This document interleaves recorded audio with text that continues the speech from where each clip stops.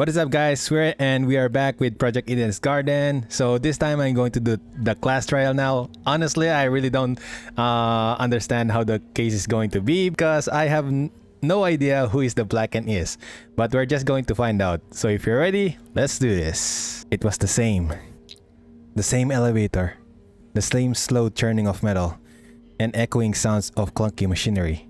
And yet, something was different. Someone was gone. Well, Wolfgang is gone. Someone who I never held in a high regard, but who was still a person nonetheless. A person with feelings, a person with aspiration, a person with family. I really don't care! A person who I will never hear speak again. Thank goodness. Goodbye, Wolfgang. Not a single word. Am I ready for this? Was what I did during the investigation the best I could have done? Will it be enough to carry me through this trial? Will it be enough to lead me to Wolfgang's blackened? I won't know until I do it. Until I face this trial head on. There's no way I can place my faith in other people here. I mean, I can trust other people because I still need their alibis and words. There's no way they'll come into the correct conclusion. Our survival depends on me. Wow, okay, sure. The elevator began to slow, snapping me back to reality. I adjusted my tie and stood up tall, and when movement stopped completely, the doors in front of us opened.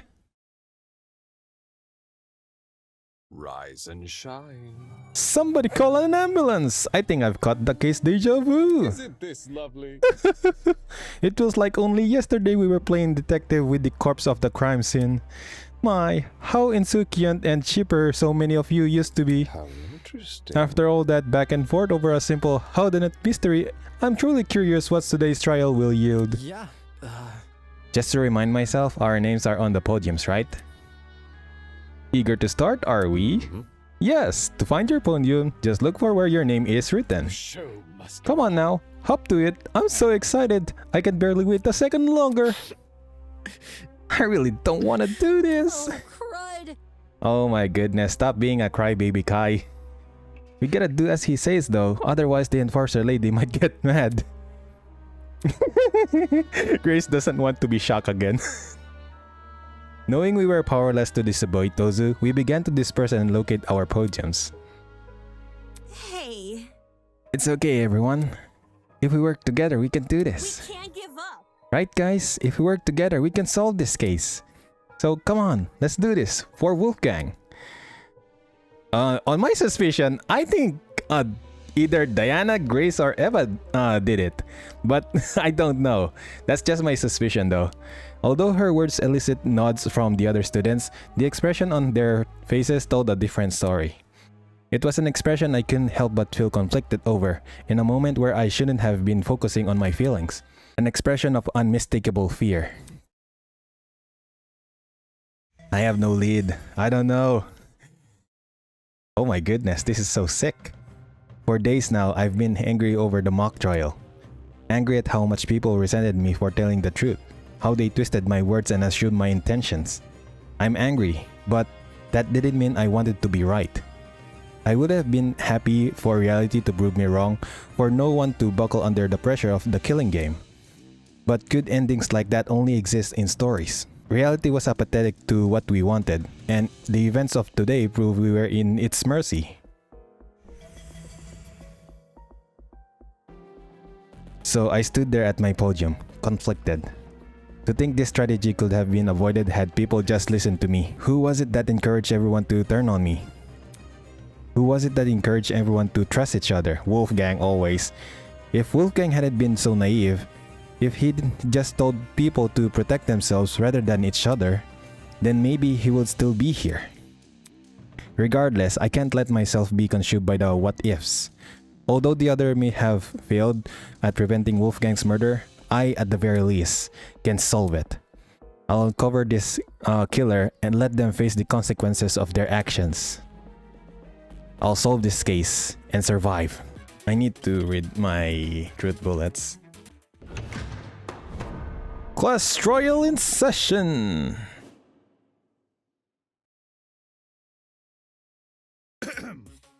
Let's get this started, shall we?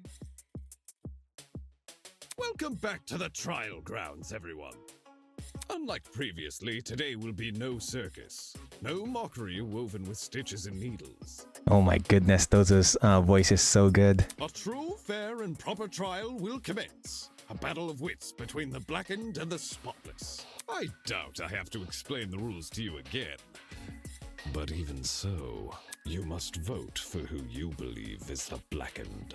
If the blackened receives the majority of votes, only they will be punished, and the rest of you will resume your killing game experience.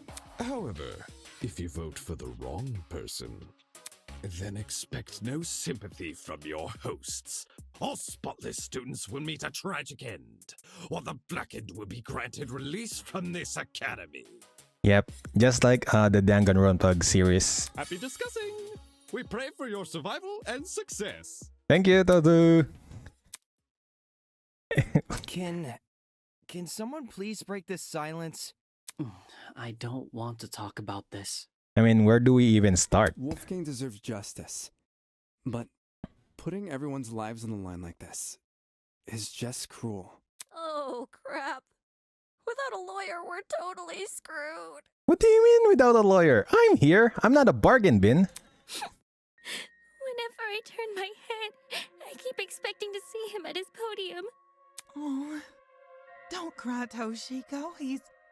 He's in a better place now, you hear?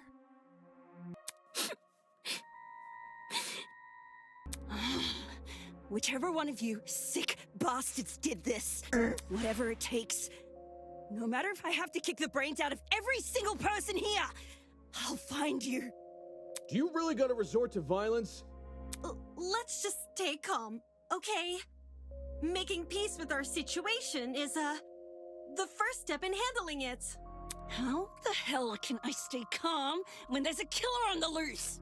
That bastard is watching us right now, fully content putting our lives on the line. Grace has a really unique way of speaking. Is that what you call peace? Being at the mercy of some dick silent observer? Oh. Nobody knows for sure if the killer is even a silent observer. If anything, the killer might try to feign innocence through other means. For instance, pretending to be outspoken about the case. What the? Are you accusing me of something? I mean, what you did during the investigation seems really suspicious. What did Grace do? Oh, she blocked Wolfgang's door. She stood in front of Wolfgang's dorm room and wouldn't let anyone go inside. Intentionally or not, it really hindered our investigation. Because of Grace, almost everyone who planned to investigate Wolfgang's dorm gave up and went elsewhere. It was only after some of us started protesting that she finally relented. You know, for someone who seems so adamant about finding Wolfgang's killer, it's odd she tried to conceal potential evidence. I'm not saying Grace is definitely the killer. I just think we should be cautious of her. She has an alibi, though. Huh? Grace couldn't have murdered anyone, 'cause she went to the game tournament. Is everybody who came to the game tournament has a solid proof alibi? I still don't buy it though. Grace attended the tournament? Does that rule her out from committing the murder? Well, yeah. We had to be at the dining hall by 9 a.m.-ish, which was like half an hour before the murder. Nobody left the tournament after it started either. Nobody I know of, anyway. There weren't many of us there. Had someone disappeared, it would have been obvious. Yeah, that's true. Grace is off the hook? Wow. That plot thread resolved itself quicker than I was anticipating. So Jean, Grace, and Kai attended Cassidy and Jet's game tournament. And me. And Mark. Damon and I also attended the tournament. We can also vouch for Grace. You guys aren't lying, are you? I mean, we're 8 people. Like, all of us are going to co-op to each other. Lying about What Grace? the heck? Are you seriously doubting 8 testimonies? If the 8 of you were really together when Wolfgang was discovered, then Kai, doesn't that contradict what you said before the investigation? You told everyone you and Damon found Wolfgang first. How is that possible if you guys never left the dining hall? I mean, we did left the dining hall hand together. I never said I didn't leave the dining hall. But earlier you told us you were with the other attendees. That's because us partygoers left the dining hall together. Yeah, that's true. Thank you very much, Jet. When the blackout struck, the tournament folk joined arms and headed straight downstairs. I would know. I saw him. You saw us. There was a blackout? You don't remember? Actually, I don't recall a power outage either. How could that be? Did an alternate timeline converge with ours? Why is it that some people can recall a blackout, but not others? Thinking back on the testimony I've collected, I can probably make an educated guess. Why is it that some people can recall a blackout, but not the others? Okay. Yeah, the blackout only affected one building. I got it. Okay, good start. Not everyone experienced a blackout. It's because only the building containing our dorms was affected. If I had to guess, the courtyard and tree area are connected to separate power sources. So the tournament attendees were affected, yet they left the dining hall? Why not stay put until the power returned? I mean, we did, but those who didn't resolve that thing. Because we were the ones who brought it back. It didn't seem like the power was being restored anytime soon, so we took up the challenge of fixing it ourselves. And just our luck, boom! We found a spare generator lying in one of the storage closets. Of course, then we found Wolfgang. She's right. The 8 of us split into 4 pairs and inspected a storage room each. Because of the toaster trinket map, we know which ones too. Eva and Grace check storage closet A. Jet and I check storage closet B. Damon and Kai check storage closet C. And Jean and Mark check storage closet D. Yeah, I was with Grace. She can confirm being with me too. Yeah, we were together. Oh, I didn't realize. I'm so sorry for what I said earlier. No, it's okay. Sorry? You're sorry for accusing me of murder. Sorry doesn't cut it, you conniving two-faced. If you really want my mercy, then get on your knees and beg for it! Whoa, language. Whoa, uncool, dude. Hang on. Even if you aren't involved in Wolfgang's murder, you must know something about his last known whereabouts. What makes you think she'd be privy to that? You see, there's proof Grace spent last night with Wolfgang. Grace and Loya Man? Talk about an unexpected pairing. When I investigated Wolfgang's room, I saw a bunch of golfing equipment inside. Also, there was a blue woman's jacket tossed over the mantle of Wolfgang's bed. That seems suspicious. He's right.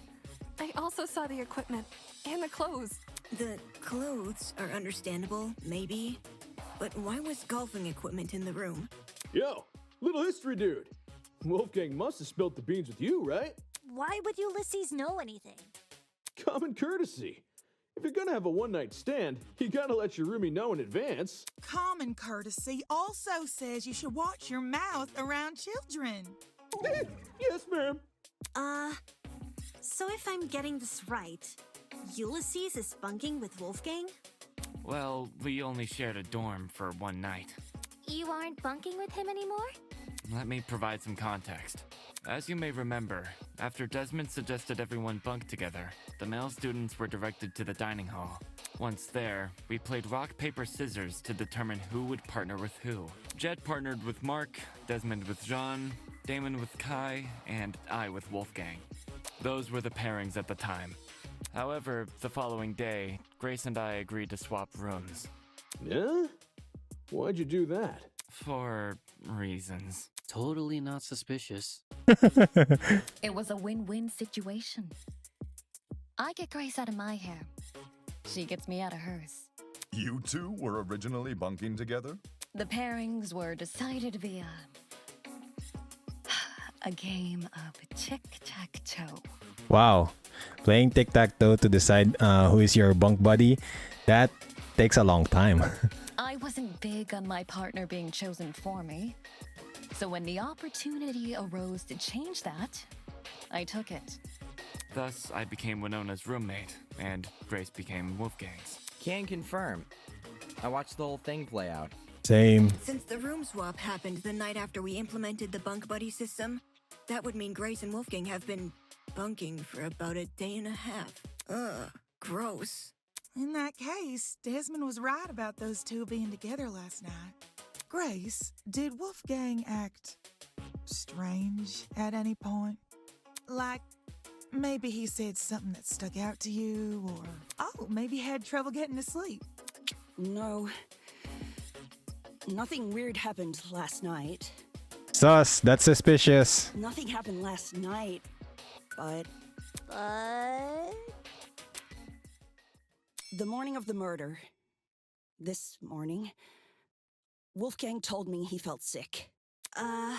Sick? With a stomachache. It hurt so bad he couldn't get out of bed. I was gonna cancel my plans for today, but he convinced me to attend the tournament. So, I left his room right after the morning announcement. And yes, I'm talking about the game tournament. The same one Wolfgang acted all hesitant about attending. Newsflash, I changed his mind after breakfast yesterday. Hold on a sec. That ain't what you told me this morning. What did Grace tell you? Simply put, she felt like competing. Excuse me? Grace knew I planned to compete as well, so she asked me to be her sparring partner, since you needed one to enter the tournament. She withheld information. Aye, that she did. Now that's suspicious. Of course, since I now know Wolfgang's condition at the time, I can't say I blame her. If someone you cared for was in a vulnerable position, would you go around and admit that in a killing game? No. You would try to protect that person by saying nothing at all. When you put it that way, man, sounds rough. I think it's obtuse. Huh? Say we assume the best of Grace. She withheld information not to trick anyone, but to protect someone she cares about. What then should we make up the glaring contradiction in her testimony? I'm just being Damon, just sitting there silently, hearing people's opinions and testimonies. What the hell do you mean, contradiction? If your bunking partner was too ill to make the short trek to the dining hall, how did he walk all the way to the boiler room? Good point. If Wolfgang really were bedridden, he would have stayed in his room. Now that you mention it, to reach the underground floor, wouldn't Wolfgang need to descend, like, 4 flights of stairs? It's nothing for a healthy person, but for a guy who's supposedly really sick... It's not my fault it doesn't make sense. It's just what Wolfgang told me. Yeah. Didn't we decide Grace wasn't the killer anyway? That's not to say she doesn't know more than she's letting on. I'm not withholding anything else. Leave me alone. Is there more to the story than Grace is telling us? Too many people are letting their emotions cloud their judgment. I need to solve this mystery and set things straight. I mean, I do know that Wolfgang is just faking his sickness. I don't remember how to play this game again. How do I change the bullet? Why don't you tell everyone the truth, Grace? I've got nothing else to explain. The last I saw Wolfgang... Oh yeah, there you go. was in outdoor Toshiko work. fetch request. I remember now. Okay, hear me out. Secret hallways. We would have found those by now. Maybe Wolfgang was carried by the killer. That, or Wolfgang never told Grace he was sick. I wouldn't lie about what he said. What if Wolfgang used the elevator in the tree? You're not helping. There's a major discrepancy in Grace's testimony, but is she necessarily at fault for that? I mean, I do know, but I don't know which one. Maybe Wolfgang was carried by the killer. There you go. No, that's wrong! Oh my goodness! Okay. I'm bringing it back how I usually play Danganronpa. Like I'm rusty. I'm so rusty. Grace's fault. The only person we should be blaming is Wolfgang himself. What the heck? Why are you blaming him? Simple. Because he lied about being sick. Exactly. Seriously? You can cooperate. Can't you, Toshiko? During the investigation, you told me you saw Wolfgang in the hallways at 8:10 a.m. That's after I left. Yes. I remember now. Ingrid. She had developed a headache, so I went to the pharmacy to find some medication. The trip itself went fine, but when I returned to the hallway, I found myself face to face with Wolfgang? Hold the phone! Toshiko actually saw Wolfgang? We had a normal, pleasant exchange. He appeared perfectly healthy and even mentioned going to the tournament. Of course, he never made it. I don't want to be that guy, but can anyone confirm this? Mm-hmm. I heard them chatting a while in my room. Though I was bedridden like a sitting ghost, I could still make out their voices here and there. Strange. Man. He told Grace he wouldn't attend the tournament, but then said the opposite to Toshiko. Sounds like he was telling fibs to conceal his actual intentions. And what's his true plan supposed to be? To meet someone in the boiler room at 8:15. Boiler room. Most likely. I'm lost. What business would a guy like him have down there? Why did Wolfgang go to the boiler room? That I can also answer. Yep, I have the truth bullet. Where is it? There it is. This is it. During the investigation, I found this note tucked away inside Wolfgang's blazer pocket. A lot of it is water damaged. The paper looks like it was ripped from a notebook, and the handwriting was done in ink, but some parts are still legible. Secret, 8:15 a.m. Boiler room, close the door. This mentions the boiler room. I mean, the blackened says that close the door. 100% no means that the blackened switched the doorknobs. Exactly. The fact we found Wolfgang in the boiler room, and this note in his pocket. It can't be a coincidence. This note must be the reason Wolfgang went there. That mention of a secret sure is suspicious. I'm willing to bet Wolfie's reason had something to do with it. Agreeing to meet a stranger in some spooky dark place? Wolfgang had nerves of steel. Ulysses, Grace, do you remember Wolfgang getting delivered a weird note? No. The only time I recall him receiving anything was when Tozu distributed those envelopes. I don't know anything about a note. Really? Wolfgang shared nothing with you guys? Guess he didn't want them to know what it said. Right. And if Wolfgang wanted to keep this note a secret, he would obviously want to keep the meeting a secret too. Then the reason he told Grace he felt sick was to remove her from the picture. Yeah, once she's not in the room, Wolfgang has his opportunity to sneak out and head downstairs. That's also why he encouraged her to attend the tournament. Didn't this same guy ask us to share our blackmail with each other? Talk about double standards. Agreed. Are we sure he wasn't just trying to protect Grace? Maybe he knew he was meeting someone dangerous, so he thought it would be safer not to involve her. That does sound like something Wolfgang would do. Not to interrupt. On the subject of blackmail, did Wolfgang ever confront the person he had? Oh? You don't know whose blackmail he got? I mean, I have it, but I haven't talked Wolfgang about it. Well, if you recall what Wolfgang said originally, the blackmail's contents, it would be treated as a matter between the recipient and the subject of the blackmail, and no one else. Which makes me wonder, could whether or not Wolfgang confronted his person clue us into what had originally been written on that note?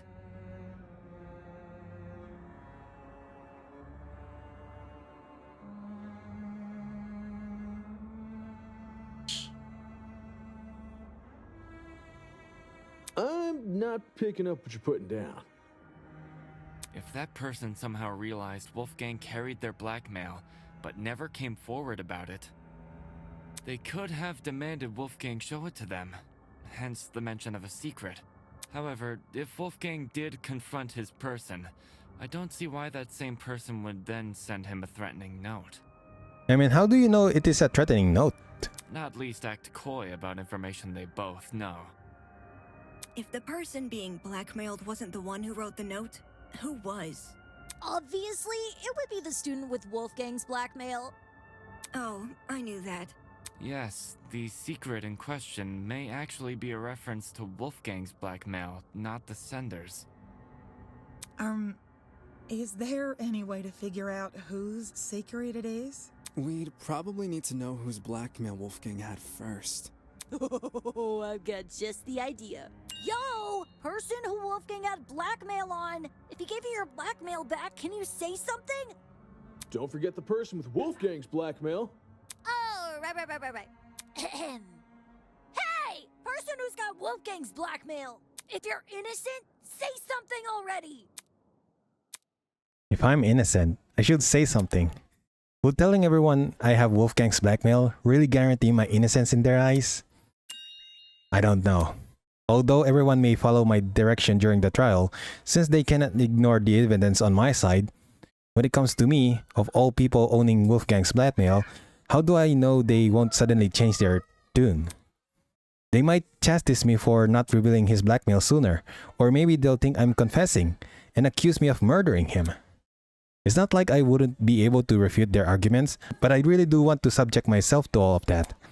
Does the trajectory of this trial really depend on whether or not I was hesitant to admit it, since I knew it would put me on the spot. But I'd rather be suspected than be the reason this trial comes to a standstill. Huh? Are you confessing? Do you have Wolfgang's blackmail? Nah, not his. Seriously? Way to be anticlimactic. However, it's thanks to him that I have my own. Your own? Wolfgang approached me the same day everyone received an envelope. Funnily enough, it happened right after I'd finished speaking with my own person. Oh, so Wolfgang have John's blackmail. He and we had a good talk. He gave me his envelope and asked me to take care of it. If you need the proof. Ah, Wolfgang's envelope had the same signature. I held on to the letter for safekeeping. This should have all been said sooner. I realized that. I suppose my pride was stronger than my rectitude. My mistake for stringing everyone along. I mean, at least you're honest. Truth. Thanks for letting us know, bud. Indeed. To acknowledge one's own misdoings is a most virtuous feat, I believe. Right. It's very noble. If I revealed my blackmail right now, would everyone here treat me the same? Would they be just as forgiving? I take it our other blackmail person isn't gonna step forward? If nothing happens, let's just have everyone recite whose blackmail they got one by one. Yeah, that's not going to happen because I'm just going to reveal myself because I really don't want to embarrass myself. Like, they'll be thinking about, why are you hiding it? Huh? You sure that's a good idea? No, let me step in. Please, wait. No one's reciting shit. It was only a suggestion. Calm your farm. Thank you very much, Grace. Even if we knew who had Wolfgang's blackmail, that doesn't necessarily mean they're his killer. It's annoying they won't speak up, sure.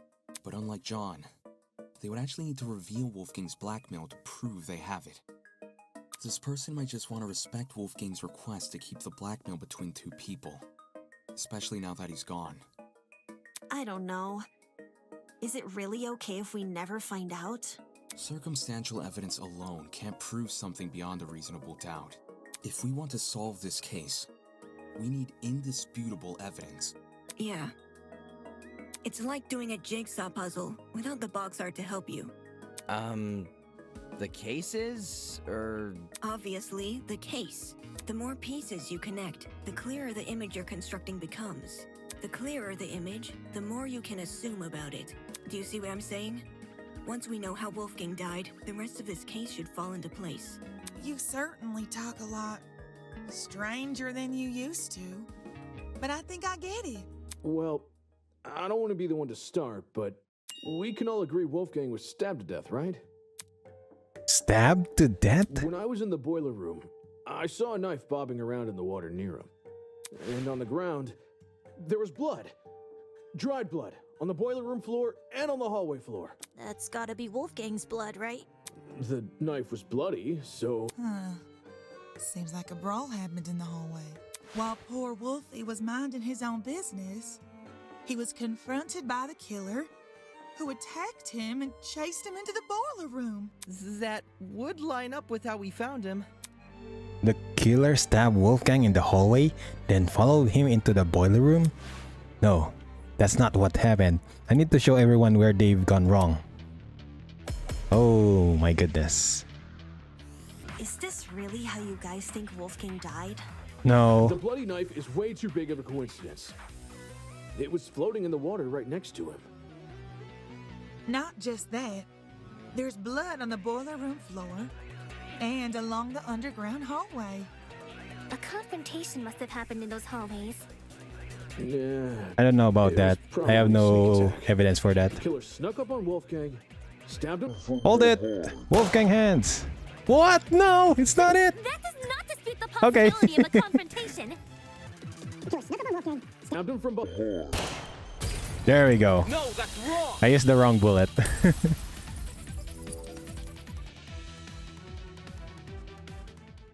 Jed, you talk a lot about the knife and the bloodstains on the floor, but did you ever look at Wolfgang himself? I gave him a glance. Nothing too deep. I figured. Had you actually taken the time to look at Wolfgang's back, you would have noticed a clear absence of stab wounds. In fact, none of the injuries he sustained were the type to cause severe blood loss. Seriously. We went over the same thing with Cassidy during the mock trial. Couldn't you give Wolfgang the dignity of a proper investigation? Hey, man! It's not like I didn't try. It's just... this stuff doesn't come easy, you know? Nobody wakes up thinking they'll have to solve their buddy's murder later. Isn't that exactly what you should be worrying about in a killing game? Not everyone has the stomach for investigating. That's fine. That's why you got people like me to do the heavy lifting. Since some of us here weren't able to investigate Wolfgang's body, I'll lay out his injuries. Oh my goodness, thank you very much, John. Give me the details. There were 2 marks on the back of his neck, a bruise, and a tiny red dot. That very much I know. His hands were burnt too, so 3 injuries in total. That very much I know too. Besides that, I caught nothing else. Thank you. Burns, you say? Junior high, my dear Wilson. The killer used a flamethrower. There's no way the killer used a flamethrower. These didn't look like normal burns. Not the sort you'd get from a stove fire, or a hot iron, or a flamethrower, I suppose. Contradicting my theory outright? Jeez. So this is the thanks I get for vocalizing my thoughts? I mean, you tried. That's what matters. Sorry, lass. Yes, if I may add on to what John said. The burns actually bore a strong resemblance to what you might see in cases of corona paralysis. Excuse me? What? Can you define the meaning of that? Chiaro... Huh? Ooh, now this I know. Coronoparalysis. It's something which happens to lightning strike victims. Okay, thank you very much. New vocabulary obtained. Getting struck by lightning is like getting kicked by a horse. The impact is so shocking. Some people will lose all feeling in their limbs for a few hours. I was aware of lightning paralysis, but even I didn't know its official name. That's a nice head you've got on your shoulders. Lots of people tend to overlook the importance of lightning safety, especially where I'm from. My grandpappy once tried working out in the open during a thunderstorm. Pure luck's the only reason he lived to see the next day. Sorry to hear that and all, but what does lightning have to do with anything? Well, if I had to guess, Ulysses, did it look like a big old tree was drawn on Wolfie? A big old tree. Yes, that's how I would describe the burns on Wolfgang. So Wolfgang had lightning strike scars? Huh? We're trapped inside a building, though. Lightning can't come from anywhere. Could he Unless not you're have been near struck on a before the generator. killing game? than will, you know. Perhaps a deity decreed the glow of his altruism from their heavenly abode and felt him a threat. Oh my goodness, enough with your fantasies. Those burns were fresh. One look was all it took for me to know that. If he had these scars before, we would have noticed them anyway. But if those marks were recently inflicted, wouldn't it mean Wolfgang somehow went outside? Not necessarily. This is only something I thought of just now, but the reason Wolfgang sustained burns similar to that of lightning strike victims may be because whatever inflicted his burns was equivalent in damage to a lightning strike. You saying there's something out here channeling the power of lightning? Something equivalent in damage to a lightning strike. The idea sounded ridiculous, but when I think back on the boiler room and what was inside it, right, if I take that object into consideration, Ulysses' theory starts to hold some weight. Okay, that is 100% the generator. Yes. This is it. Ulysses, since you write everything down, do you have a description of the boiler room in your notebook? Yes, I do. Why? Since some people here never investigated the crime scene, they probably aren't as familiar with the room as we are. So, you should read out your description of it. Sure. The boiler room consists of a small concrete platform surrounded by ankle-deep water. Throughout the room are boxes filled with various garbage, and in the back looks to be a generator, charred beyond belief. What you just heard is a brief summary of my notes. Oh my goodness, is your note so detailed? Hear that? There's a generator inside the boiler room. Of all the things which could deal similar damage to a lightning strike, doesn't a generator sound the most likely? Didn't Ulysses say it was destroyed? At the time of the investigation, sure. But it wasn't always destroyed. You probably don't remember. But back when we found the dummy, I mentioned something about the underground floor. To be more specific, it was the boiler room I woke up inside. I hadn't been alone either. Ava was also there. I woke up first. Yeah. She did. Anyway, Ava, you agree the generator was in full working condition when we woke up, right? Right. So in the time since you woke up there, the generator was destroyed? It's the only possibility. As for what destroyed the generator, well, it's hard to say for sure. My best guess would probably be... Don't waste my time. Oh my goodness, what the? Two things. First, destroyed is overly vague. Ulysses explained the state of the generator much better. Charred beyond belief. Second, and more importantly, where's your proof the generator inflicted those burns? What are you talking about? The generator must be involved. It's near where Wolfgang is lying. Being within range of something counts as proof now, does it? Do you also consider happenstance as conclusive evidence? Funny how the standards shift, if so. That? She's trying to make me look like an idiot.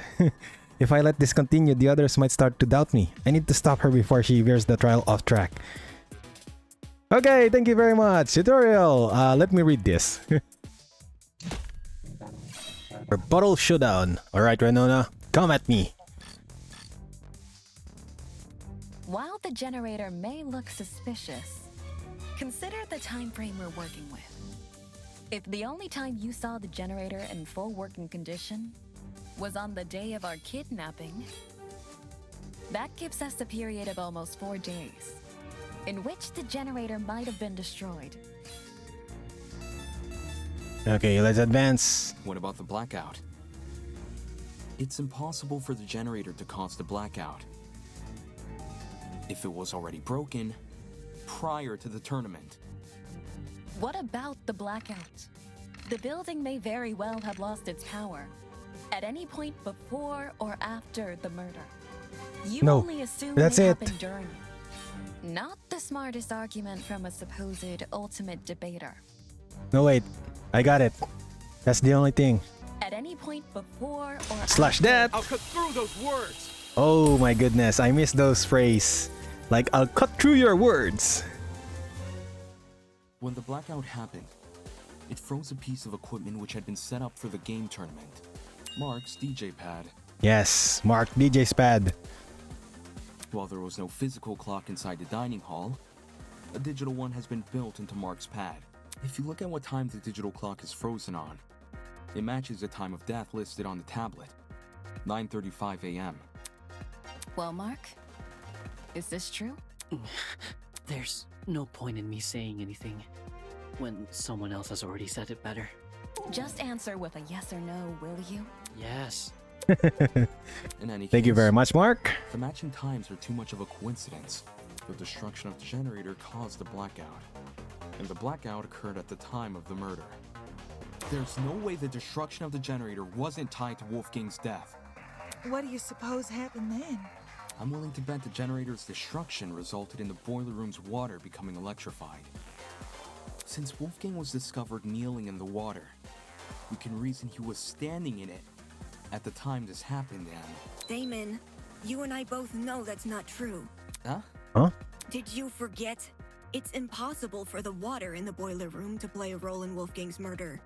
Because it isn't even conductive. It's Oh not. yeah, I remember from the very first case. After Damon and I woke up in the boiler room, I wanted to investigate the flooded area. So, I tested the water. Yes, I remember from the past case.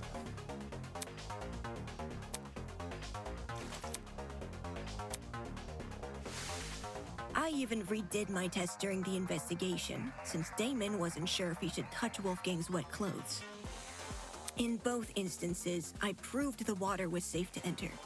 To be honest, neither result really surprised me. Water will only act as a conductor if it makes contact with two separate energy sources. Oh, thank you very much for that information. The boiler room's generator is just one source. If you're standing in the water, one outlet should be enough. Speaking from experience, large bodies of water are terrifying conductors during storms. All it takes is one lightning bolt, and the surrounding miles are scorched. But the generator is a slow, persistent source of electricity. It's not the same as a lightning strike. Electricity is electricity. Doesn't matter how it manifests. The reason you two avoided electrocution is because the generator's exposed wires aren't even touching the water. Oh, I see. Thank you very much for the information, John. If they were, you would have been scorched right from the start. Maybe when the generator was destroyed, some of the wiring fell into the water? Nah. Even in its current sorry state, the generator's wires are nowhere near the water. It doesn't make sense for the generator to pose a danger anyway. The point of the killing game is for the students to kill each other, not for the facility to kill the students. A feature of the building killing a student would be a meaningless death because you can't attribute a student killer to it. As for why the generator's been charred, sometimes electrical faults happen. Even my ship's engines have broken under particularly relentless storms. And if an electrical fault caused Wolfgang's death, then his murder is purely on the hosts, ain't it? Of course! If we were responsible for his death, you lot wouldn't be here discussing it. Excuse me? You lot won't be here discussing it, so it means somebody really ended Wolfgang? Is the generator really unrelated to the case? But the timing of the blackout, it's too perfect. It can't be a coincidence. Okay, since we've ruled out the generator, what else could have electrocuted Wolfgang? It mightn't be relevant, but I did see one other thing on the boiler room floor. A toy gun or something. At least, that's how it came across to me. Oh yeah, I remember the toy gun. That's a taser gun. Desmond should have information for that. Not a toy gun, a taser gun. A taser? I'll shoot electricity! I'm not sure how the taser fits in with this case, though. It doesn't seem to have been used. Nope. The taser was definitely used. Thank you very much, Desmond. How so? I didn't catch any sort of string protruding from it. Not all taser guns release a string when fired.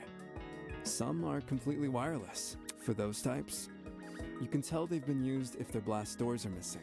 Side note, blast doors are plastic panels which cover the muzzle of a taser. If a shot is fired, they pop clean off. When I was investigating the crime scene, I found the taser gun in one spot and its blast doors in another. Speaks for itself, yeah? And here I was thinking the yellow bits were just random trash. Where the heck did a taser gun even come from? Last time I checked, there weren't any lying around in the storage closets. Don't tell me it came from the gachapon. Maybe it belongs to someone here. Huh? Huh? Just think about it for 1 second. Everyone here has a dorm room which is themed around their talent. Mine's got DJ equipment. Jet's got car batteries. If that's what we have with our talents, what could someone with a dangerous talent have? Oh my goodness, are they going to blame Desmond? Are you talking about, like, knives and stuff? What? Is there something on my face? Forget this. The person I'm talking about is Desmond. Huh? Whoa, wait. No way! You think the gun is Desmond's? Yeah. Hang on. You've got it all mixed up. I mean, true, Desmond is a really good sharpshooter, but there's no way he has a taser gun. Like, why would he even have a taser gun? Jean, do you know anything about this? As Desmond's roommate, perhaps you spotted something inside his dorm. Alas, we stayed in my abode. I couldn't tell you if he had weapons. Talk about suspicious. Did Desmond agree to bunk in Jean's dorm so Jean wouldn't see the weapons in his? Listen, I get where you guys are coming from, but that taser gun, it's not mine. I've never seen anything like it. No, that's a lie. A lie? His attempt to feign innocence won't fool me, not when I know the truth. Wait! What proof Desmond is lying?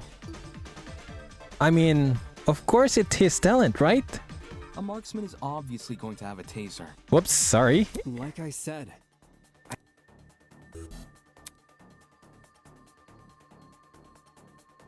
Is blackmail? I got it. The blackmail tools you gave us. That's my evidence. You didn't get mine, did you? No. But the person who did informed me of what it said. With his weapons at hand, Desmond guards the only one he trusts. The writing style seems to match. I think it's legit. That's more than a little suspicious, don't you think? Leaving a bunch of weapons unguarded during a killing game? Don't judge me. This is the first time I'm hearing of it too. You didn't know there were weapons in your room? Yep, no idea. Our rooms aren't particularly subtle in their theming. Are we supposed to believe yours is any different? It is themed. I'm not denying that. But I sure as hell didn't catch sight of any weapons. Like, man, this game sure is getting interesting. Like, we blame one after the another. If I did, do you seriously think I'd leave them unguarded and risk being found out? Yeah. Desmond cares too much about everyone. He pointed out the broken doorknobs and gave us the idea to bunk together. Why would he hide weapons in his room? Someone must have gotten the idea to rifle through my dorm because of my talent and found the taser gun hidden inside. There's no other way to explain it. So while Desmond gets a bunch of guns, all I get is an old game console and a dead controller. I mean, our room is themed based on our talents, right? I mean, you're a pro gamer. Take the bad with the good, dearest pupil. No one fears game consoles. Well, no one besides parents and the religiously inclined. Enough talking about consoles. Why are you guys believing Desmond so easily? If the taser gun belongs to him, then he's the killer. Any argument he makes against it is just a flimsy excuse. Oh my goodness. Desmond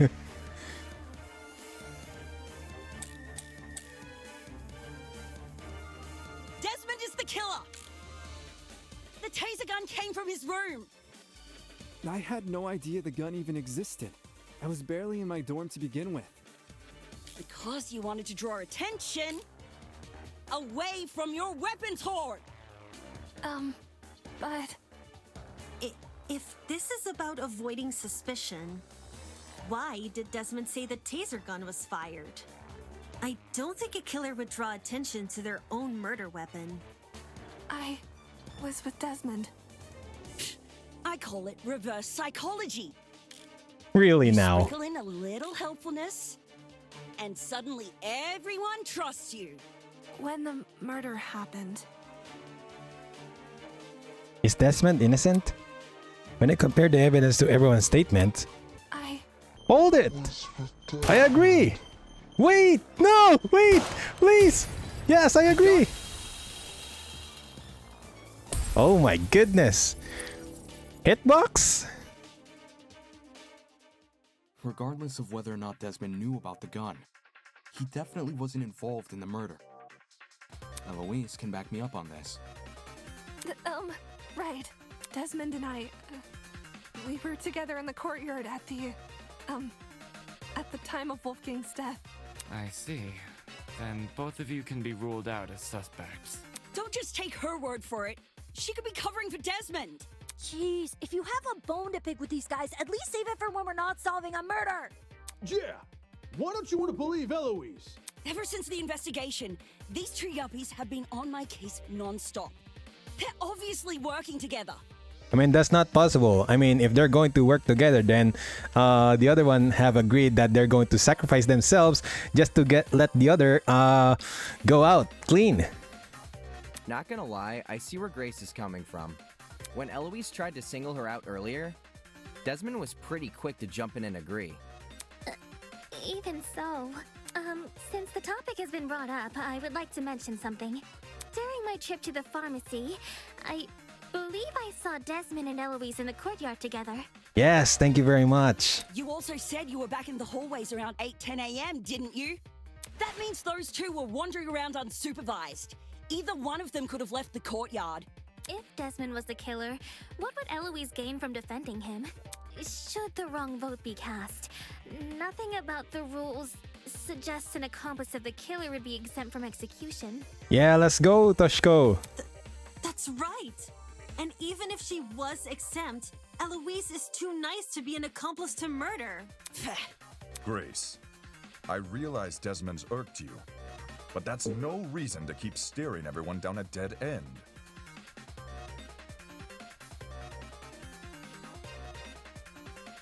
Let's move on.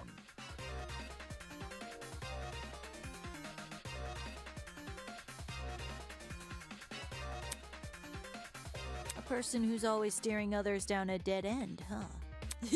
I guess they needed a GPS. Anyway, we should totally thank Desmond for clearing things up now. Not only do we know he's not the killer, now we know how the killer got their hands on the taser. Now we know how... What?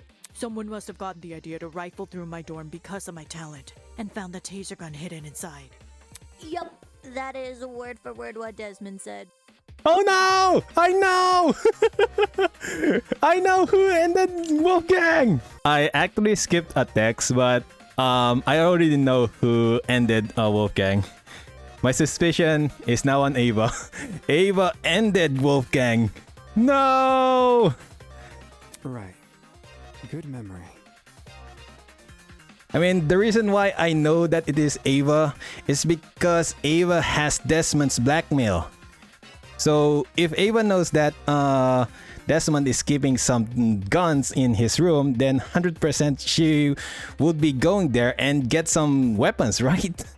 Oh my goodness. I mean, hopefully my theory is wrong. But still, I need to progress. All in a day's work, baby! Can you repeat that quote, Cassidy? Again? But I just said it. Yeah, but I want you to say it again. Alright. Someone must have gotten the idea to rifle through my dorm because of my talent and found the taser gun hidden inside. Yes. Those words. It's 100% Ava. Is there something on your mind? If Desmond's testimony is anything to go by, then wouldn't this mean the culprit has to be male? What? If I remember correctly, all the guys were aware of each other's pairings. With that sort of knowledge, a male student could try and infiltrate another male student's dorm. None of us knew which room we'd be bunking in. It only takes a quick peek to check if someone's inside or not. Anyone could have done that. I mean, how would the killer know that you have a gun? Unless they know your blackmail. And who's to say the thief didn't barge in before we started bunking? Or while people were having breakfast. Seems there was a mountain of opportunities for our culprit to sneak in unnoticed. Doesn't exactly help us narrow things down, does it? Well, guess this taser gun was a bust. Look on the bright side. If it's been fired, then it's probably what electrocuted Wolfie. If trying to suss out who stole it isn't feasible, why don't we talk about Wolfie's other injuries instead? You know, the ones that weren't burn marks? Those seem like they could lead us somewhere. Yeah. Besides the burns on his hands, Wolfgang also had a bruise and a tiny red dot on the back of his neck. A bruise and a tiny dot, huh? Want to try tackling them in alphabetical order? Alphabetical order? Now, aren't you full of smart ideas? Why? No need to thank me. It's only common sense. Okay, let's discuss the bruise first.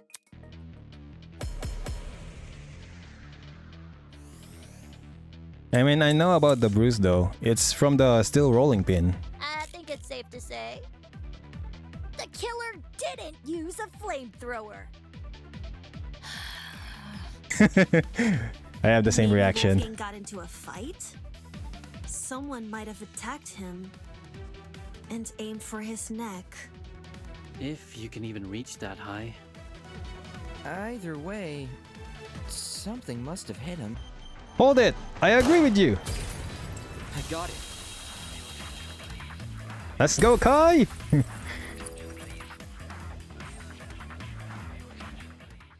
Kai is right. Something did hit Wolfgang. Really? Man. And I was only blurting out the first thing which came to mind. Anyway, from how you're wording things, do you know what that something is? A rolling pin. Eh? Wolfgang was hit with a rolling pin. How on earth did you reach that conclusion? Ava and I found this pin inside storage closet A, which is just a few feet from the crime scene. Coincidentally, the pin also has a dent. You sure that's enough to say it's involved? Could just be a flimsy pin. No. There's something else which solidifies this pin's role in the murder. Handprints. 2 of them on the edge of the pin. So the killer used a rolling pin to attack Wolfgang? It certainly explains the bruising on his neck. They must have wanted him to be unconscious so he wouldn't fight back. Exactly. It would be easier to drag him into the water if he's not awake. You reckon the killer purposely put Wolfie in the water? Damn! With one electrified blow, Wolfgang is zapped to bits with the taser!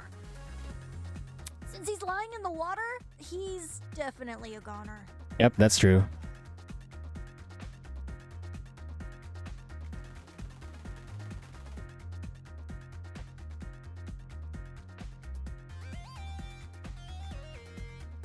Considering the logical ethos of the killer's rectitude, especially when governed under constricting pressure, leaving him catatonic would be the most facile solution. I guess it makes sense. After shooting Wolfgang with a taser, what was the killer's next move? If I figure that out, I'll be one step closer to solving this case.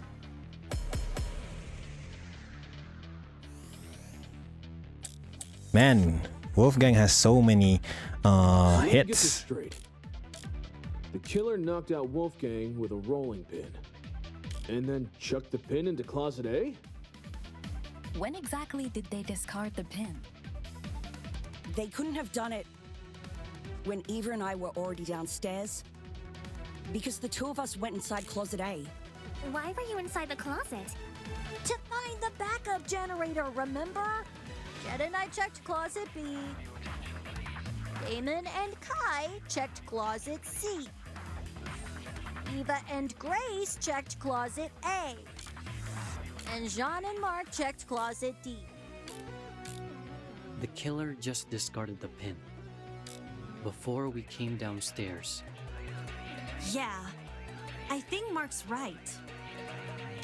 'Cause the killer could run upstairs and go back to their room immediately after discarding the pin. Just because the killer placed the pin earlier doesn't mean they left before we arrive. Okay, I know. Oh my goodness, after so many tries. Diana, there's proof the killer fled the underground hallway at a later time. When the tournament attendees were looking for a backup generator, Kai and I heard someone run past our room. Huh? Oh man, that's right. We were just exploring the closet when all of a sudden we heard footsteps in the hallway.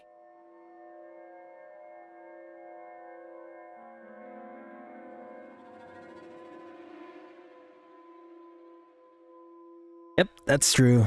That's when Damon decided he was gonna follow where the footsteps came from and entered the boiler room.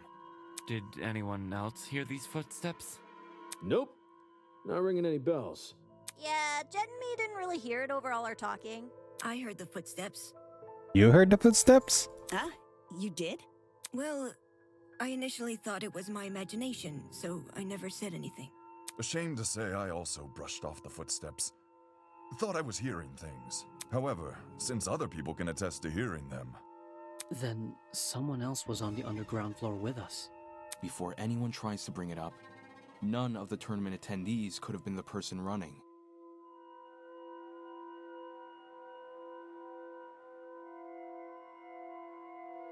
Since everyone explored the closets in pairs, they all have solid alibis.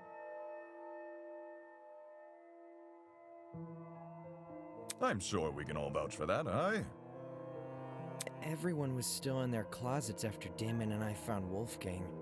So... Considering the footsteps were moving away from the crime scene, I think it's safe to say they belong to the killer.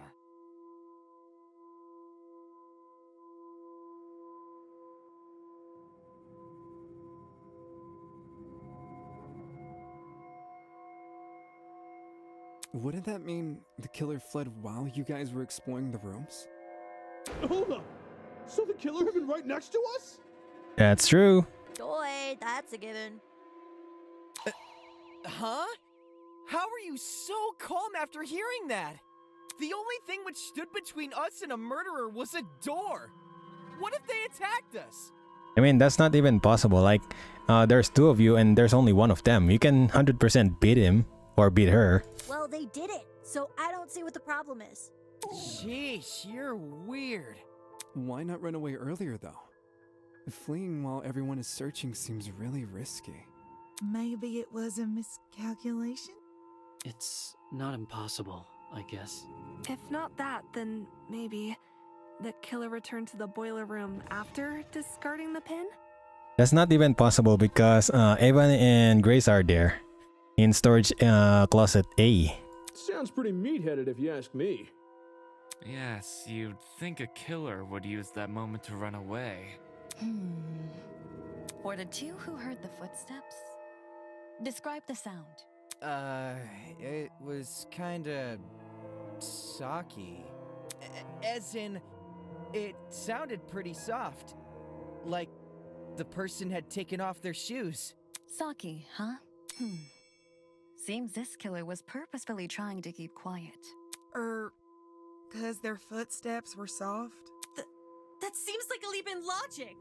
No, I get what she's saying. Everyone here has socks on, I'm pretty sure. So any one of us could have run down the hallway. The thing with shoes is, not everyone here has the same kind. If the killer had worn theirs, we might have been able to figure out their footwear from the sound it made on the floor. Then we just have to single out the person with that footwear. Man, it would have been so easy to find the killer. I mean, it's 100% smart that the killer used, or like the killer just run without their shoes on. We already can find the killer, though. Oi, are you pulling our leg? I'm completely serious. Picture a map of the building complex in your head. The building with the dorms is on the left, the courtyard is in the middle, and the building with the tree is on the right. Now, try and pin everyone's locations during Wolfgang's murder. Once you do that, the identity of the killer will definitely become clear. Oh my goodness, that is so smart. Is the killer someone whose position we can't place? No, it's not about position. Eh? Wolfgang's killer can easily lie about their location during the murder. Oh. The only thing distinguishing their testimony from everyone else's is that theirs can't be corroborated. In which case, our killer... Yes, that's right. The only one here who can possibly be the killer is you! Wait, should I assume somebody ended Wolfgang? I mean, there's only one person who is always alone, and that's you.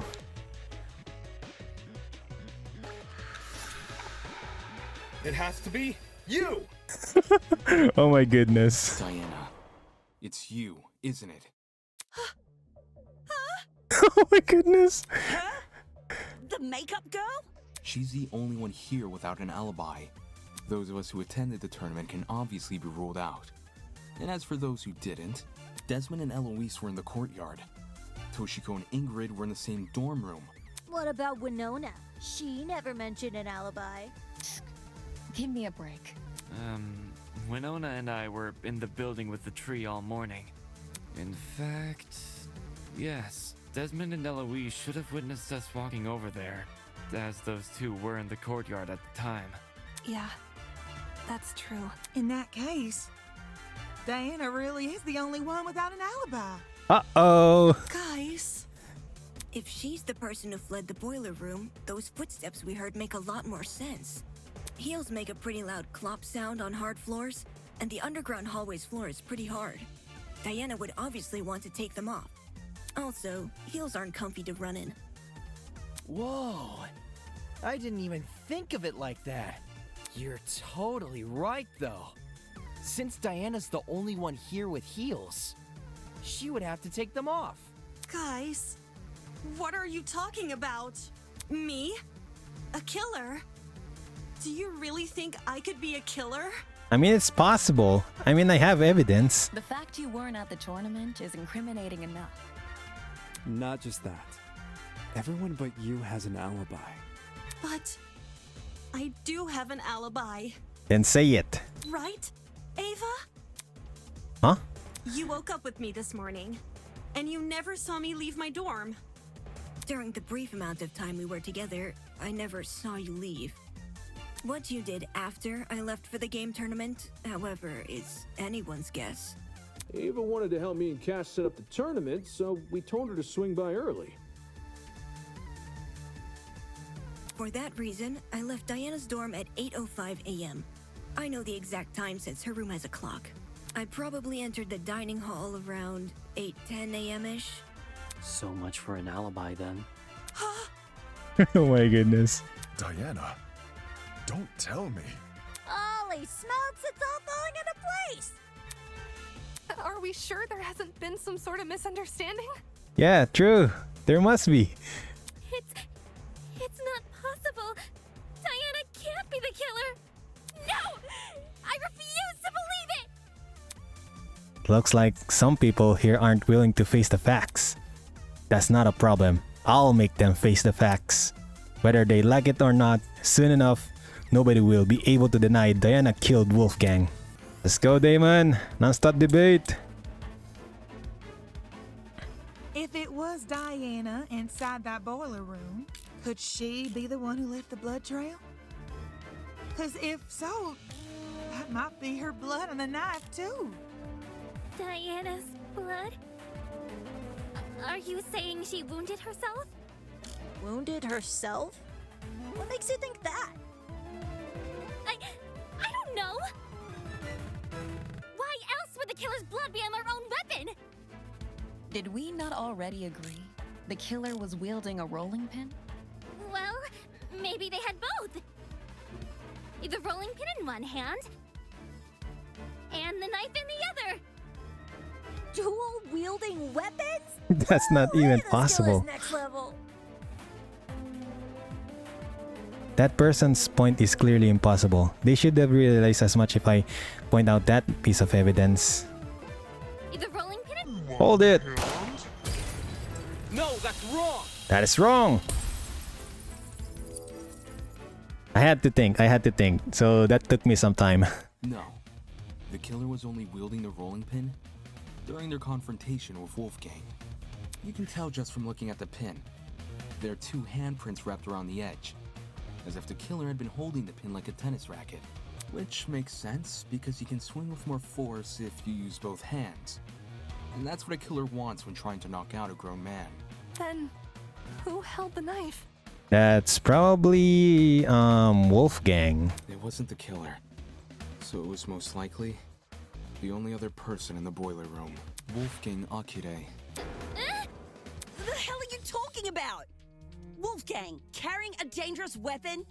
Bullshit! If you were in his situation, wouldn't you? I mean, why would Wolfgang carry a knife? Wolfgang received an anonymous message asking him to meet in a basement, all whilst in the middle of a killing game. At that point, it doesn't matter how much of an optimist he is. He'd know better than to come unarmed. I mean, didn't Wolfgang trusted everyone? A knife isn't super hard to find either. Wolfgang probably just stole one from the kitchen. Besides, if Diana is the one who got stabbed, it would explain the blood trail. Think about it. She arms herself with the rolling pin and attacks Wolfgang, getting hurt by him in the process. For some reason, possibly because of the blackout, she doesn't clean the blood trail she's leaving, and returns to her dorm room after. No! That's wrong! Huh? I wasn't stabbed. If I was stabbed, then I'd have an injury. But there's nothing, right? There's nothing on me. Depends. If a vein got nipped, you'd be seeing blood no matter the size of the cut. Of course, that also means a small cut will need bandaging, which I'm not seeing on you. You may not see any injuries on Diana, but that doesn't mean they aren't there. Huh? If she wanted, she could simply hide her injuries from view. After all, someone like her has exactly what it takes. Oh my goodness, are you talking about the talent? How did Diana hide her talent? Diana's talent. I got it. Oh my goodness, alright. I'm on point. As the ultimate cosmetologist, Diana could easily cover her wounds. Oh my goodness. It makes sense. With the right equipment, she could probably disguise even a bandaged wound. As Diana's bunking partner, I've seen firsthand how many different cosmetics are inside her room. So unfortunately, I have to agree. No one is going to believe in her. Well, Diana, did I get anything wrong? No. No. But Wait. Diana, did you just say no? As in, no, you're not wrong that I covered up my wounds?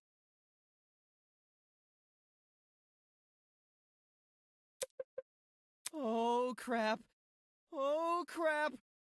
You guys know what this means, right guys? Diana just... Diana just? Diana just what? Say it! Diana basically just confessed! Huh?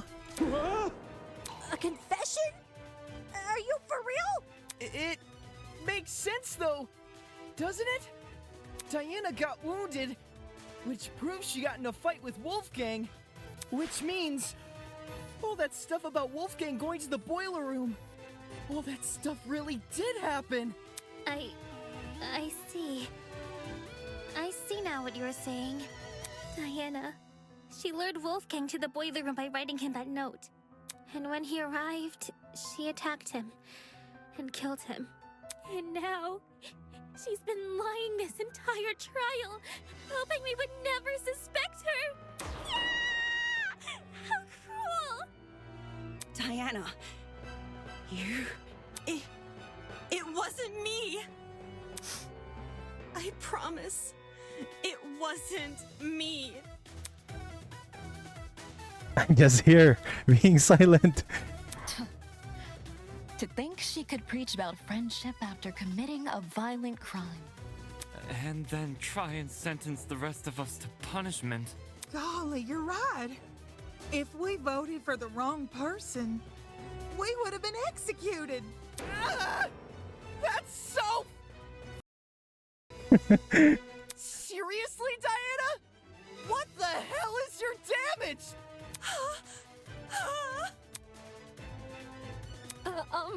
Can we at least hear Diana's side of the story?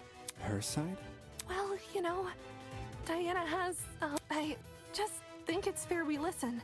What does it matter what she says?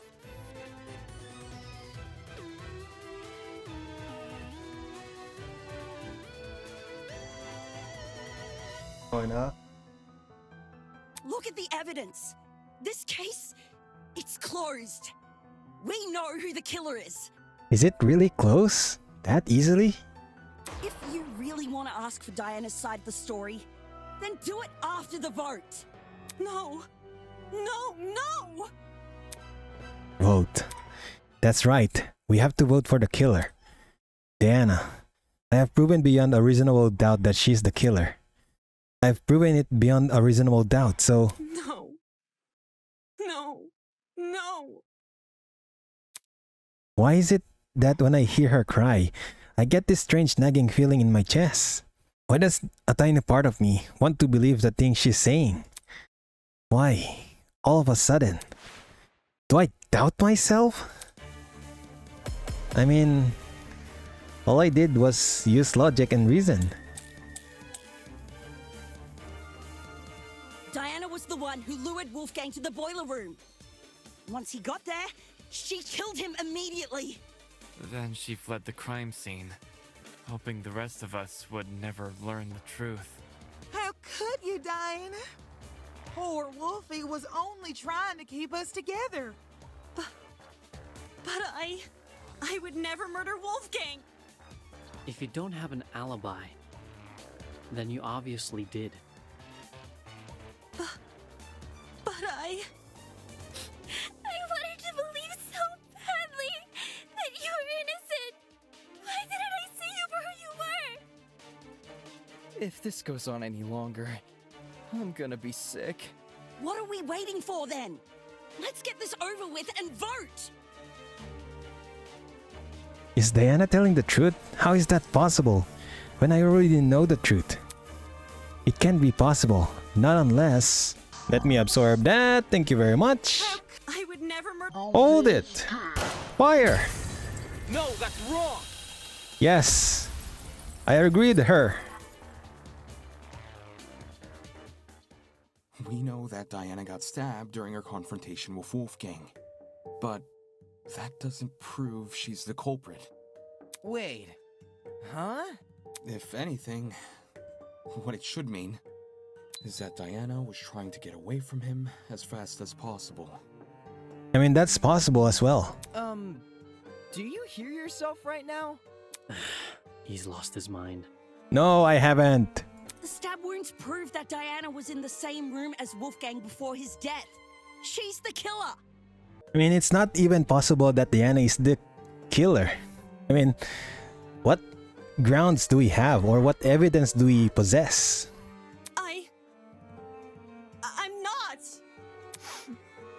I'm not the killer. I mean, if you are not the killer, then tell. Why? Diana. What comes over me? I'm getting all mushy and making a fool of myself in front of everyone. Sheesh, Damon. How are you going to say all this dramatic stuff about Diana being the killer and then say the opposite 5 minutes later? Yep, I'm contradicting myself. I'm making a fool of myself. I'm making a fool of myself. And yet, when I think back on everything she has done, Diana was always thinking of me when no one else was. She knew how frustrated I felt about everything, about Wolfgang. Of course, she tried to play it off as some kind of casual interaction between friends, but She tried to help me without making it seem like I was someone who needed help. Could someone like her really have what it takes to commit a murder? It doesn't make sense. Thinking Diana could kill another person. It doesn't make any logical sense. Whatever. Who cares what this guy says? We finally know the killer. Let's cast our votes already. I guess if that's what everyone else is doing. Remember, if you don't vote, you die. So none of you naysayers better get any smart Hey, Tozu. ideas. Are you listening, Tozu? I need to ask a question. Dude, what are you... Hello, hello. It is I, Tozu, answerer of questions. You ask a question, I give an answer. 'Tis common sense it is. Answerer of questions. I thought you were a host. I'm a host with an ascendant in question answering. A jack of all trades, if you will. Anyway, Tozu. According to the regulations, everyone has to vote when a trial is over. My question is, when exactly can a trial be considered over? Are we talking in a literal or philosophical sense? I mean, does the trial end and the voting begin once we think we've solved the mystery? Or does the vote automatically start after a certain amount of time? I see. All right, I'll humor your question. If you ask nicely. Pretty please. What? Go on. Ask the question again. Well, are you still gonna do it? Of course I'm going to do it.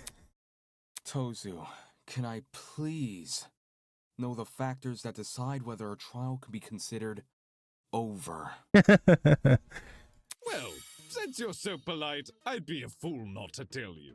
The truth is, the class trial will only end once I become bored with it. You're joking. You're not serious, are you? When you're bored of it, I'll take note of that.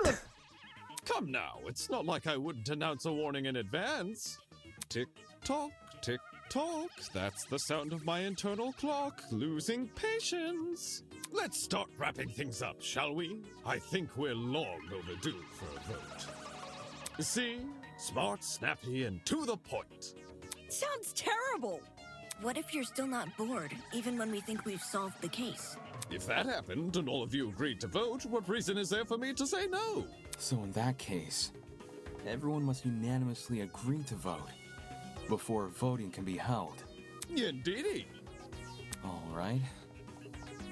I don't want to vote. Then, since you haven't made any kind of warning, I take it you're not bored with the trial yet. Not yet. Oh my goodness, what would be with that answer? In that case, I don't agree to vote. What? No way! Are you seriously pushing back the vote? I don't want to vote. Because if I don't agree, then the trial is not going to end. Not until I know who the real killer is. It's obviously Diana. She's the only one without an alibi for the murder. Diana may not have an alibi, but even so, saying she's a murderer contradicts everything we know about her. Since when? Diana looked up to Wolfgang, and Wolfgang cared about her. But from the moment suspicion fell on Diana, she's been nothing but a nervous wreck. Does that really sound like someone with the emotional capacity to murder? What's to say she's not faking it? Even if she was, it'd be rash to commence a vote without hearing both sides of the story first. You do make a good point.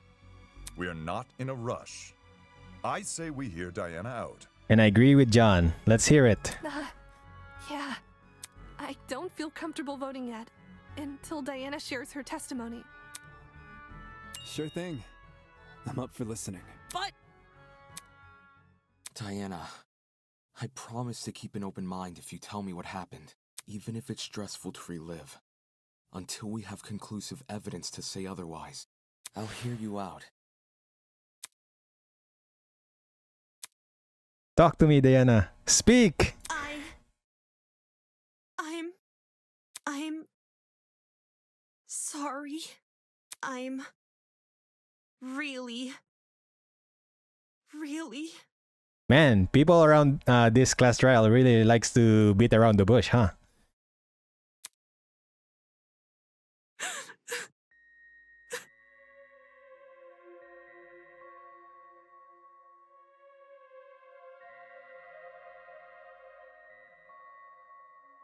wanted to help. I wanted to make everything okay. But all I could do was be useless. All I could do was watch him die. What?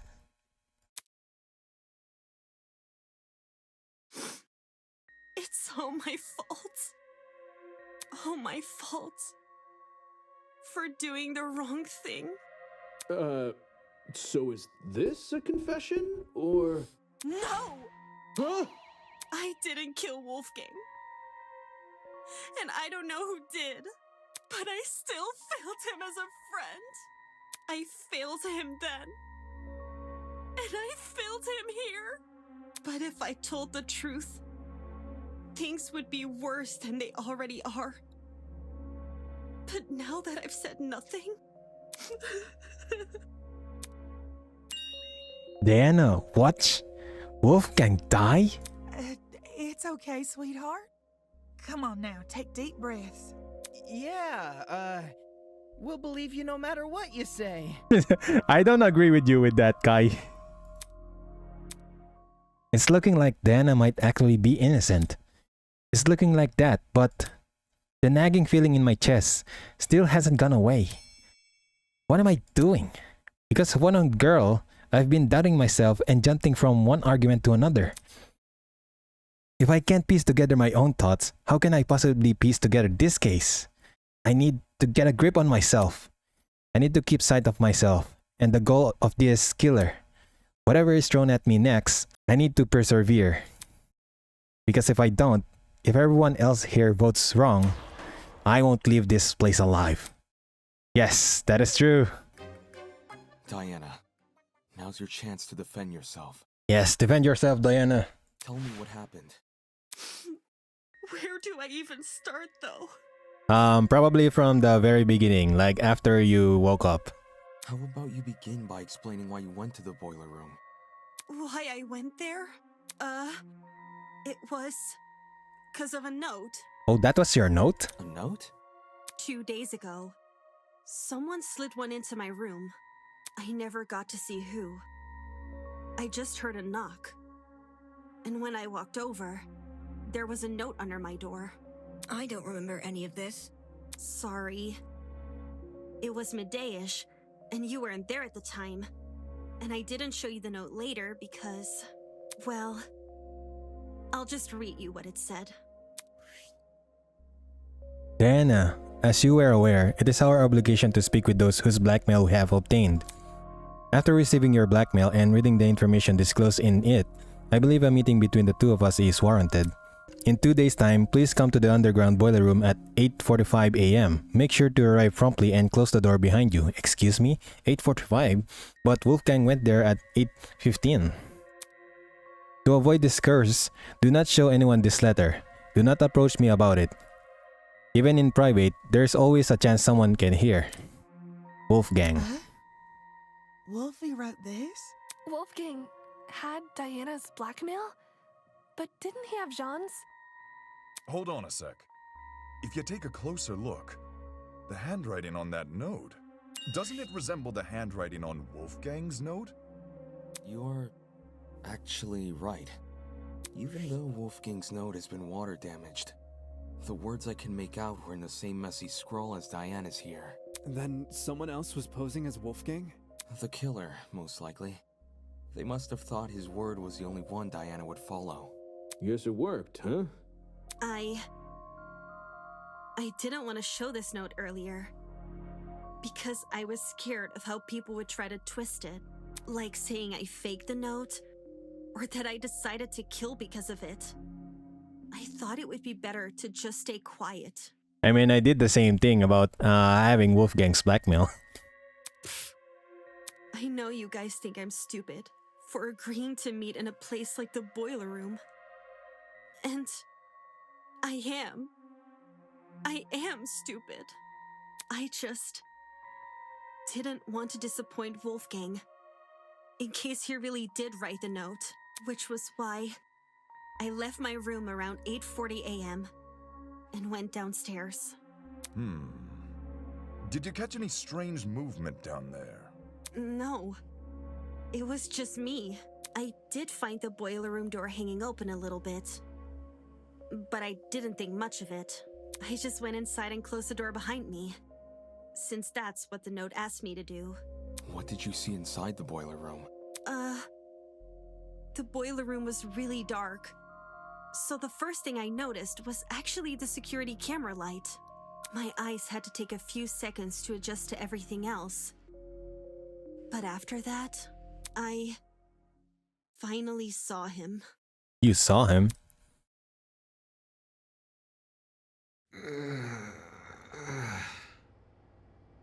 Akari? Wolfgang was lying in the water, making these weird noises. It didn't seem like he'd even notice me entering the room. Not until... Wolfgang?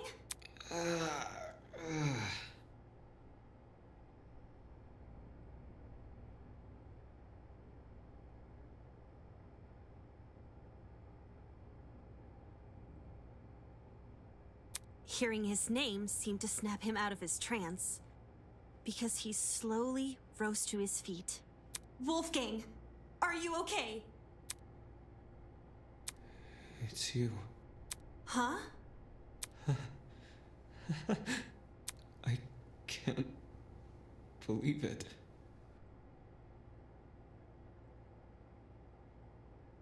I really am finally meeting you. What are you talking about? What do you mean? Please, forgive me. Please forgive me for what I've become. Wolfgang? Despite how hard I tried, and how much I wanted it to be true, I could never become you. I will always be a failure. It's okay, Wolfgang. Look! There's stairs over here. Come over here and we can get out.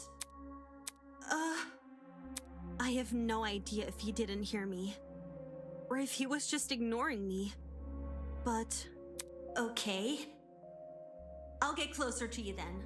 I went over to the ledge of the platform, the part where the fence had a gap. Just take my hand, okay? And I'll pull you out. He slowly stumbled over, and he held my hand. I didn't really think I could pull him out.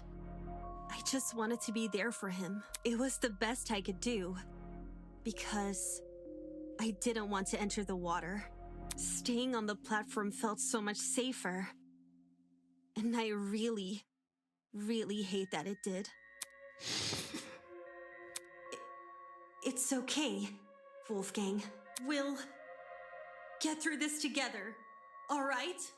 I was looking at him when I said that. I was looking right at him. But somehow...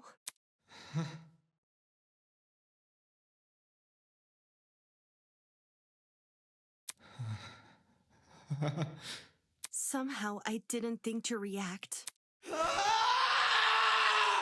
Oh my goodness! That threw me off guard.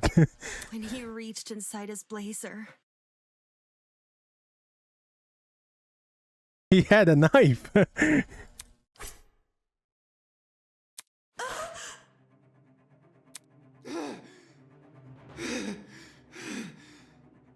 Bring her back. Bring her back! Oh my goodness.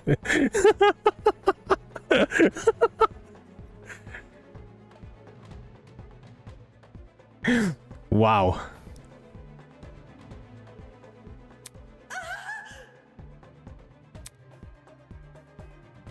I tried to leave the room, but the door was locked. I didn't know what to do. I started looking around for things to defend myself with.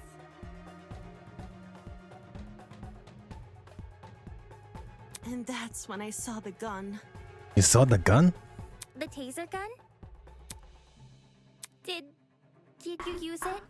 I took the taser, and I aimed it at Wolfgang, and I You shot him. I couldn't do it. Oh, you didn't? I couldn't shoot him. I just backed away from him. Then who used the taser? I couldn't understand anything. Why was this happening to me? Why was I being attacked? Why can't I do anything to...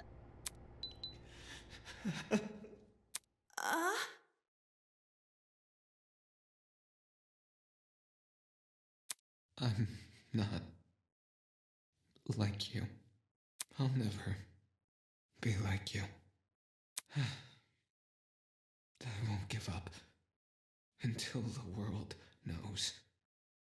I won't give up until everyone knows me as... What the heck happened there? All of a sudden, everything turned white. Everything in front of me. Except Wolfgang. Oh my goodness. In those few seconds, he became pitch black. Man, he turned 100% barbecue crispy. And then, so did everything else. Even though I didn't see Wolfgang fall over, I heard it, his body cracking against the pavement, and his knife falling into the water. I waited for the gasp of pain, for him to groan or mumble or say something, but there was nothing.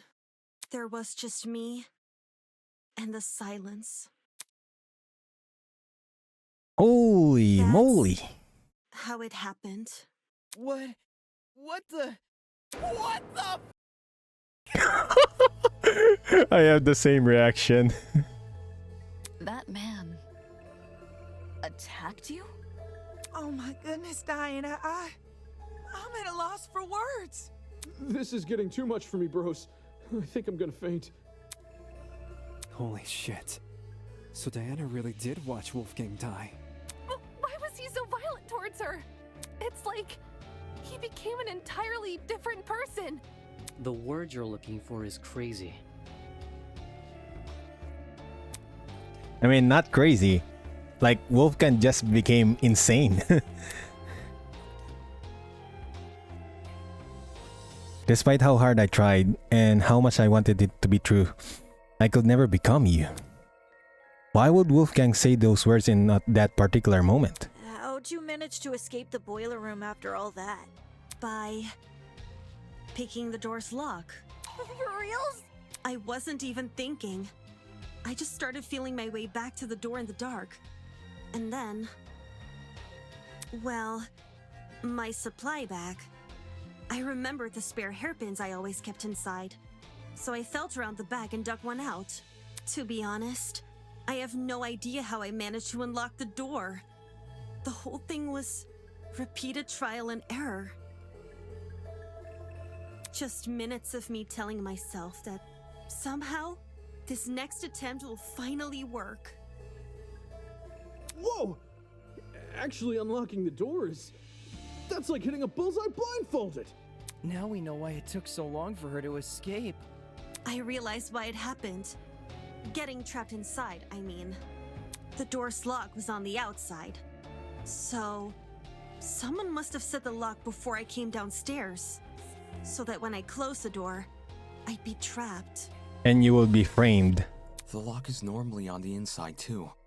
The killer purposely flipped it, then left the door open so you would be the one to close it. As for why the killer locked the door to begin with... It was to frame Diana, right? Yep. Right. The killer made Diana trap herself inside the boiler room, so they could kill Wolfgang in front of her, and force her to remain by his body. Had their plan worked, Diana would only be able to escape if someone from outside entered the boiler room. By which point, that someone would be stumbling across what looks like a cut-and-dry murder case. If the tournament folk found Diana, they would have been playing right into the killer's hands. Speaking of which, Diana, I'm curious to know, Did you unlock the door before or after the tournament attendees arrived downstairs?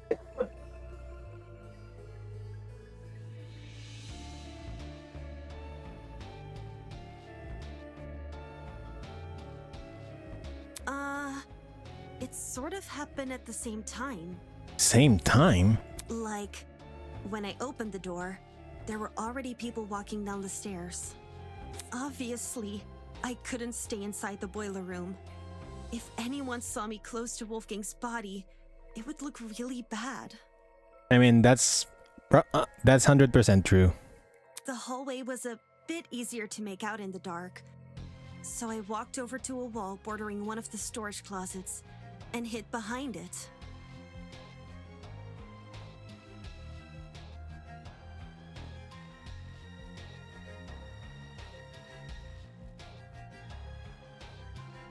And stayed as quiet as possible. I was still bleeding a little from Wolfgang's cut though, and some of that blood ended up dripping onto the floor around me. Oh. Oh, so that's why there's blood there. It's the blood on the underground floor! It's all coming together! This was shortly before us tournament goers split up. And you made a run for it, yeah? Mm-hmm. Down the hallway, up the stairs, and then as quietly as possible into my room. Since everything was still really dark, I had to patch myself using the Tozu Trinket's projection as my light. I realize this is a lot, and I know it's hard to believe without proof. So, if you guys could just give me a second. Reaching into her makeup bag, Diana pulled out a wipe and began scrubbing at her arm. I cleared up the blood pretty fast. Luckily for me, the cut wasn't that deep.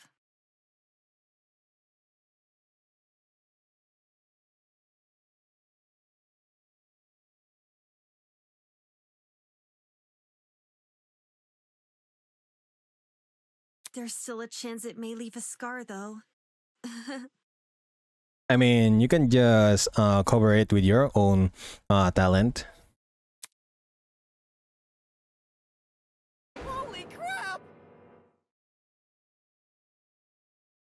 Please.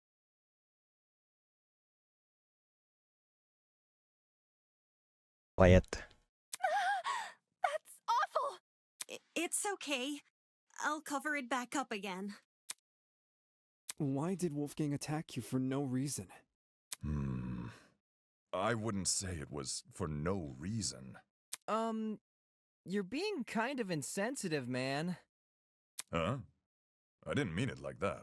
What I'm trying to say is, Wolfgang's actions may look random from an outsider's perspective, but from his perspective, well, judging by his behavior, it seems like he saw something which shook him to his core. Like, there was something in the room that Diana didn't see? That's impossible! It was only me and Wolfgang in the boiler room! I don't believe Jean meant it in a literal sense. Wolfgang literally saw something? He thought he saw something, is my point. You mean he had been hallucinating? What did Wolfgang hallucinate for him to turn out the way Diana described? You'd be surprised by the sort of things our minds can invent. I'm lucky to have never experienced anything myself, but I know some who have hallucinated nasty things. Demons and monsters, or the feeling of being tortured. If Wolfgang went through something similar, I can see why he lashed out. Now what the heck is going on at sea? Of course, these hallucinations don't just happen out of the blue. More often than not, they're substance-induced. Substance-induced? Substance-induced? Just say Wolfgang took a hallucinogenic. Hallucinogenics? One which induced a lot of fatigue, too, judging by the way he lumbered about in Diana's account. It would explain why Wolfgang mostly stayed in one place. one place, which happened to be in the water. Seems very deliberate. Aye. I reckon the killer knocked Wolfgang unconscious in order to drag him into the water, but knew he would eventually wake up again. So they drugged him with something which would basically make him despondent. As for where the drug came from... Oh no! Don't tell me the killer robbed... They rob something from the pharmacy, don't they? I knew exploring it was a bad idea. It? What's this it we're talking about? The pharmacy. The pharmacy, obviously. Why the heck did we think leaving that place open was a good idea? Now someone's stolen an item and drugged Wolfgang. Fuck! I knew our promise was too good to be true! I can't trust any of you guys! And don't say Wolfgang drugged himself! Who wants to be tortured by demons? Well, stranger people do exist. That's rich coming from you! It's just as I predicted. Exploring the pharmacy ended up paving the way for murder. Should I have made more of an attempt to stop people from exploring? Back then, all I did was... I'll just stay quiet, let them do their thing. Yep, I just stayed quiet and let them do their thing. I mean, no one is going to follow me anyways because they're 100% believing Wolfgang. Then again, nobody would have listened to me. Yeah, exactly. Especially not with Wolfgang in control. If we know where the perpetrator got their chemicals, I guess our next step is figuring out how they did the drugging? Agreed. It would help us better understand the timeline of events, and potentially even validate Diana's testimony. Sounds like you guys can leave this one to me.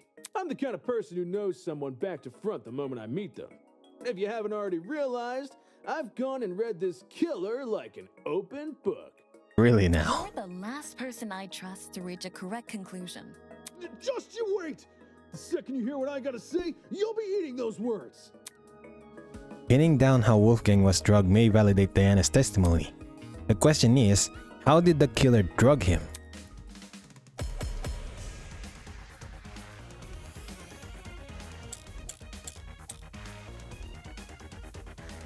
I bet the There's killer my bullet. took a Odd pill smell. and forced Wolfgang to swallow it. Just jab him at that point. How would the killer make him swallow a pill? There was no proof they restrained him. Didn't the killer knock Wolfie out? Maybe that was their way of restraining him. You can't force an unconscious person to swallow a pill. What if it was a drug you don't need to eat? Like an inhalable substance? There it is. Like a powder or something. The pharmacy does have a large collection of over-the-counter sedatives. Let me just hear everyone's There's too many statements. for us to isolate any specific one. How did the killer drug Wolfgang? Out of all the ideas being thrown around, only one has any real merit. Yep. I got it. I made some mistakes. I mean, there's a dot on Wolfgang's neck. When Wolfgang's wounds were discussed earlier, it was mentioned he had a tiny red dot below the bruise on his neck. During the investigation, I thought this dot was a scab from a mole or pimple. But knowing Wolfgang was drugged, it's clear to see what it really is. A puncture wound. Considering the timeline of events, an injection would check out. If Wolfgang got drugged a little after 8:15 a.m. and was already feeling the effects when Diana arrived at 8:45 a.m., then we're dealing with something which entered his bloodstream in under 30 minutes. Any normal pill would have taken, probably an hour to dissolve. Whilst an injection would be much quicker. I see. That's probably another reason why the killer knocked Wolfgang unconscious. It would have been incredibly difficult to inject him if he was still moving around.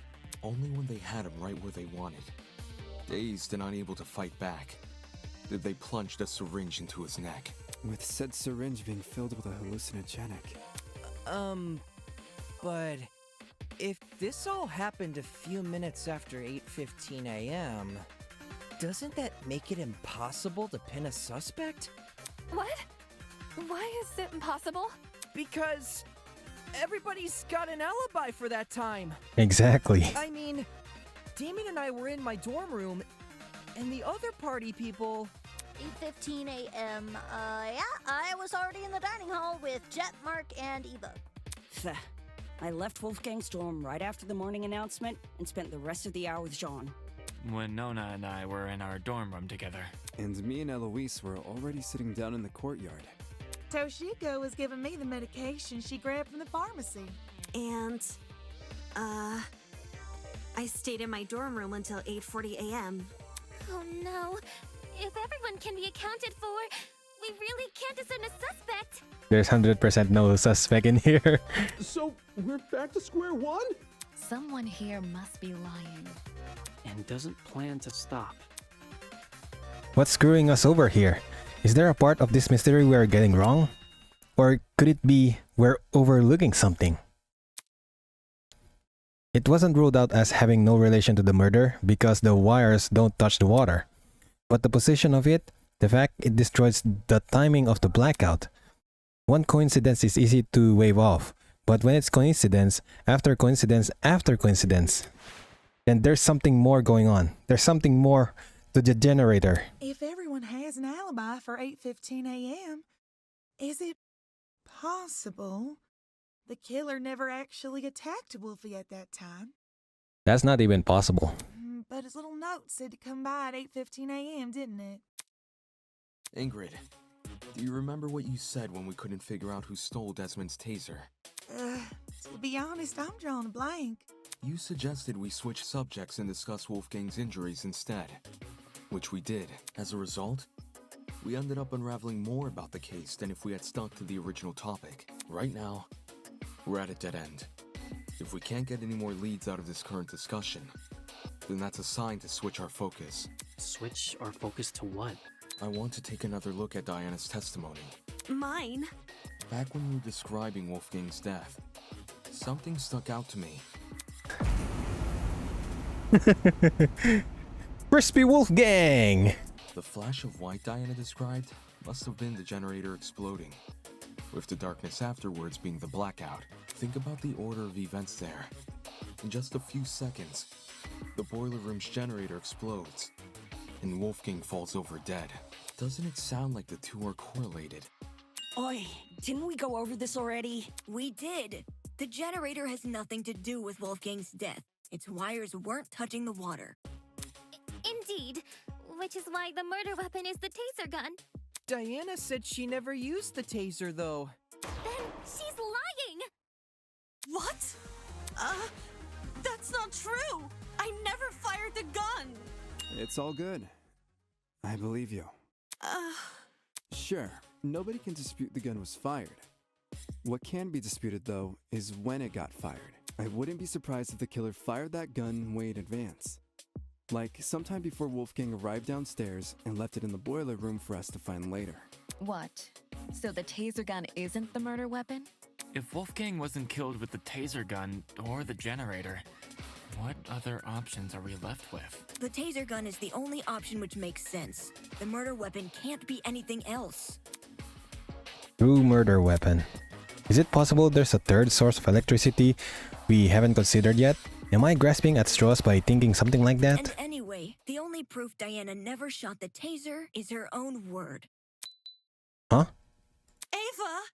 What do you mean? All the evidence supporting your version of events is circumstantial. The note you showed us? That could be a fake alibi you made for yourself. The fact that it has the same handwriting as Wolfgang's is already suspicious. Couldn't that just mean the same person tricked them? If you earnestly believe Diana didn't write it, then maybe. But do you see what I'm saying? There's no proof Diana never wrote the notes. There's only her word to go by. Because if she did write them, everything about her entering the boiler room at 8:45 a.m. and being locked inside could be a total lie. I get what you're saying. But if we run with the idea that Diana was the one waiting for Wolfgang all the way back at 8:15 a.m., then we're stuck with the issue we had last time. Why did Diana wait over an hour to kill him? That's also circumstantial. None of us know what really went on between those two in an hour. Ruling someone out because they took a long time to murder is stupid. Without context? Sure, I'd say the same. But since the boiler room is unlocked, anyone can enter. If Diana knocked Wolfgang out, then she took over an hour to kill him with that info in mind. Okay, but who would enter? No one wants to make a detour down some gross, freaky-looking basement. The boiler room is probably the most covert place a person can be. The most covert place. Her words do make sense. After all, I chose to meet Tozu in the boiler room for that very same reason. Diana claims she didn't write the notes, and she claims she didn't shoot the gun. But where's the hard proof she didn't do any of these things? The answer lies in what destroyed the generator. What? Didn't we already talk about that?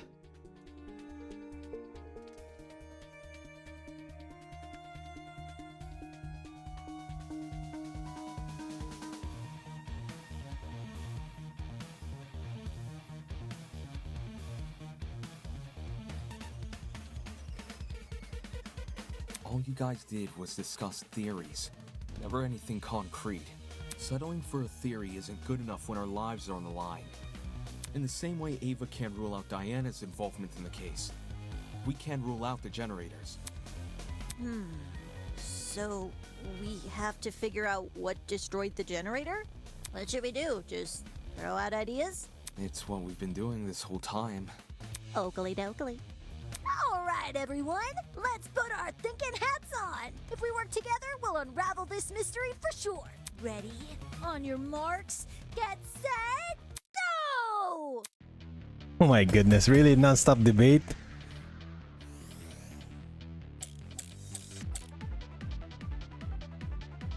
Why did the generator blow up? Could have just been an electrical fault. So, a coincidence? Is this the best situation? To be waving stuff off as a coincidence? Did the killer throw something at the generator that made it explode? Perhaps it's the fault of the taser gun? The electrical discharge it released might have connected with the generator and created an overabundance of energy, which caused everything in the circuit to pop. Probably. There's no proof anything besides the taser was involved. In that case, the generator blew up after Wolfie got shot with the taser. Such a dastardly taser, leaving so many victims in its wake. No, I'm long past the point of falling for this surface level diversion. In reality, the truth is floating just within reach. Okay, so let's just try that. There's no proof any Hold it! taser was involved. Yes! No, that's wrong! That's wrong!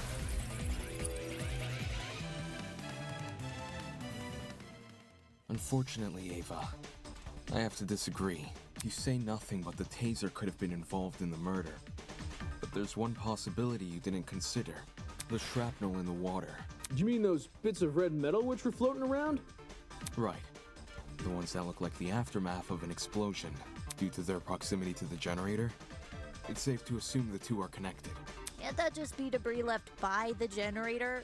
Except this debris is a completely different color and lacks the rust the generator has accumulated. We're obviously looking at the remnants of something else, which means an object we haven't yet identified was caught in the explosion. And floating near it was another out-of-the-place item. What?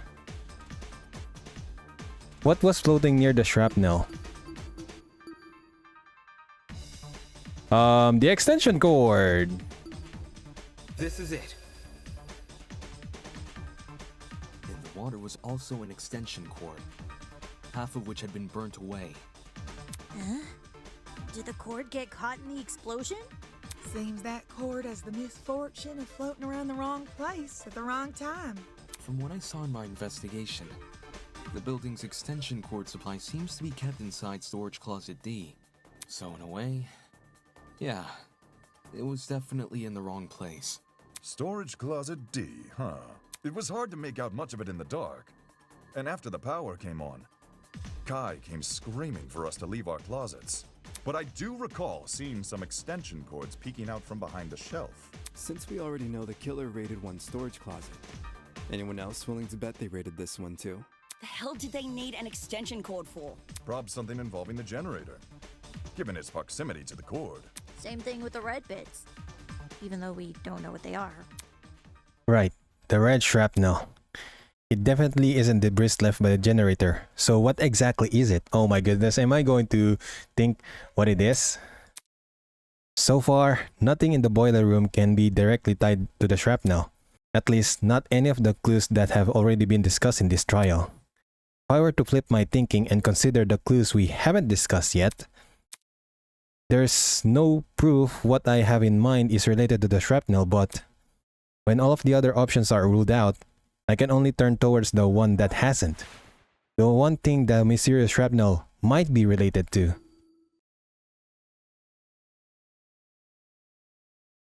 What is the mysterious shrapnel related to?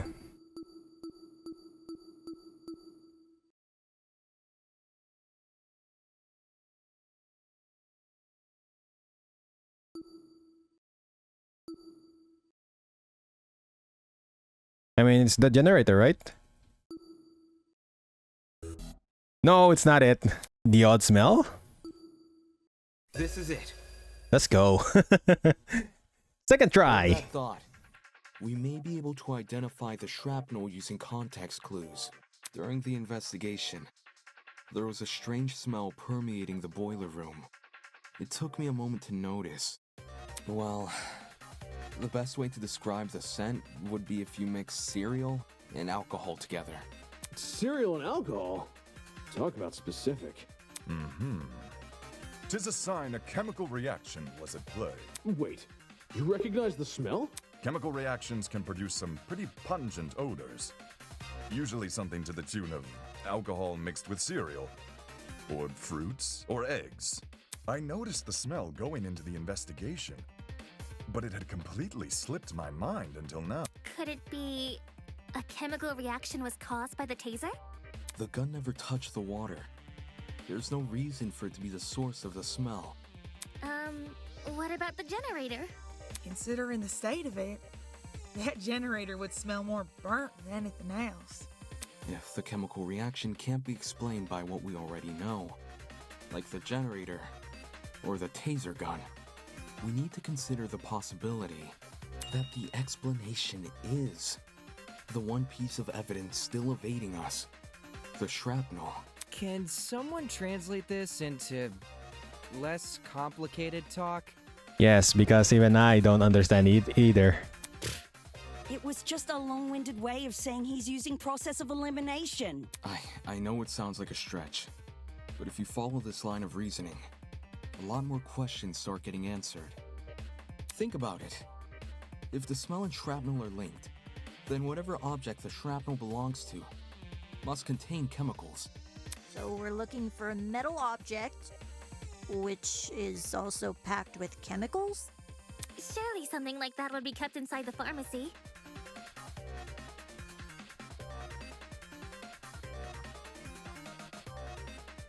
Looking at my notes...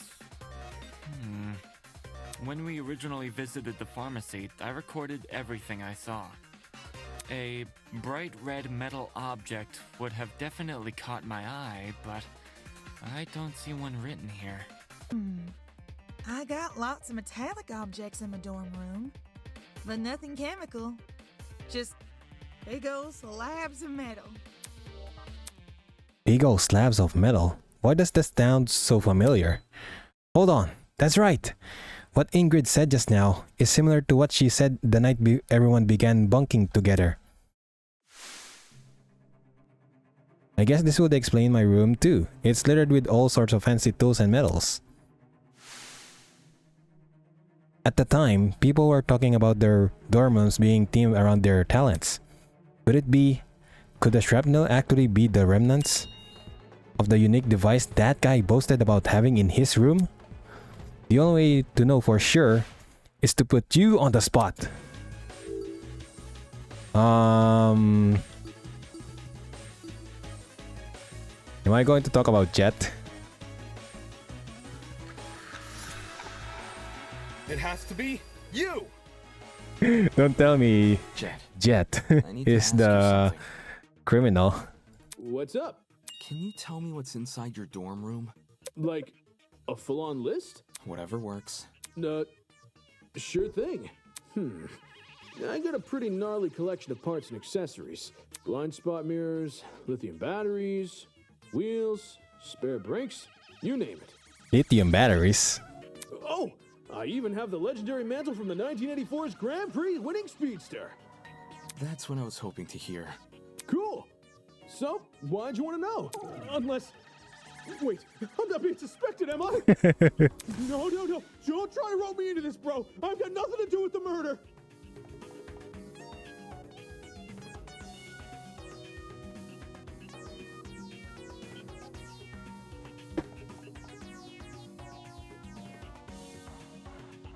I know you don't. You have an alibi. The only reason I ask is because that mysterious red shrapnel may be the remnants of one of your lithium batteries. What? I see. A lithium battery might explain the smell in the air. And lithium? That's an explosive substance. If it made contact with water, gosh, you'd be left with a mess and a half. Wouldn't someone have heard an explosion, though? I did. Really? During the tournament.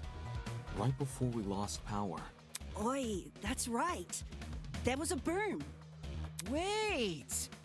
I remember hearing it too! I initially assumed the generator made the noise somehow. But if Jet's car batteries contain an explosive substance...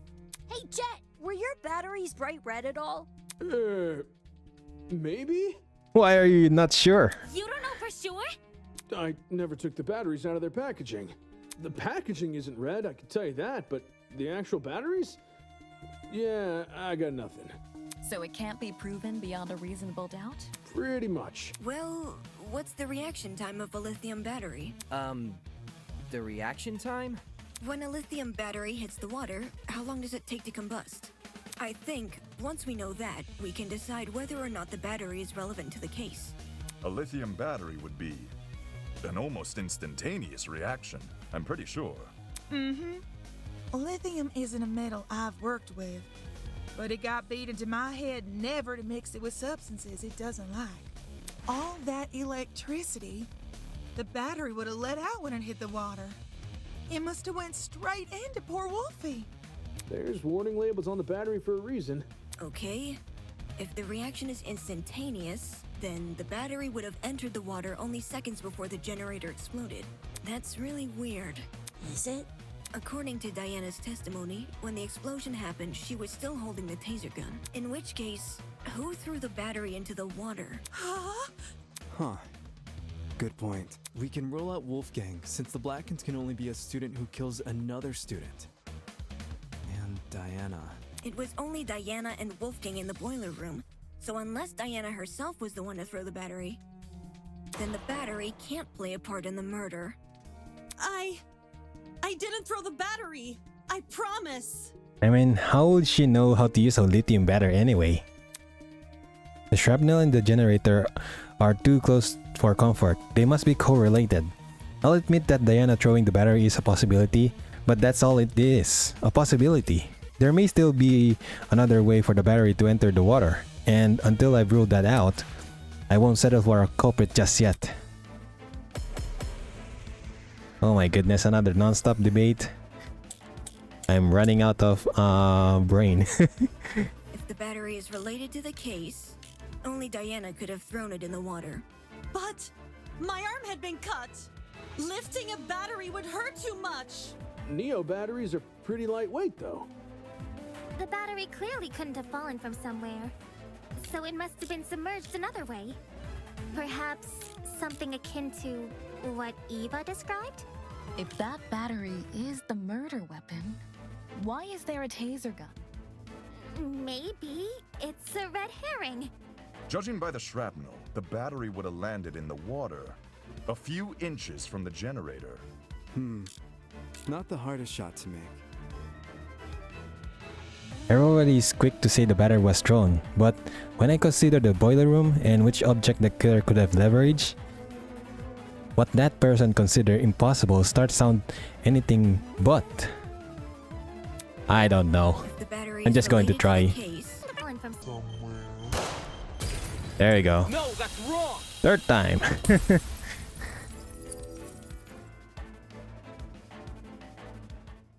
No. The battery might actually have fallen from the generator. What makes you say that? The shrapnel's position in front of the generator suggests there's a correlation between the two.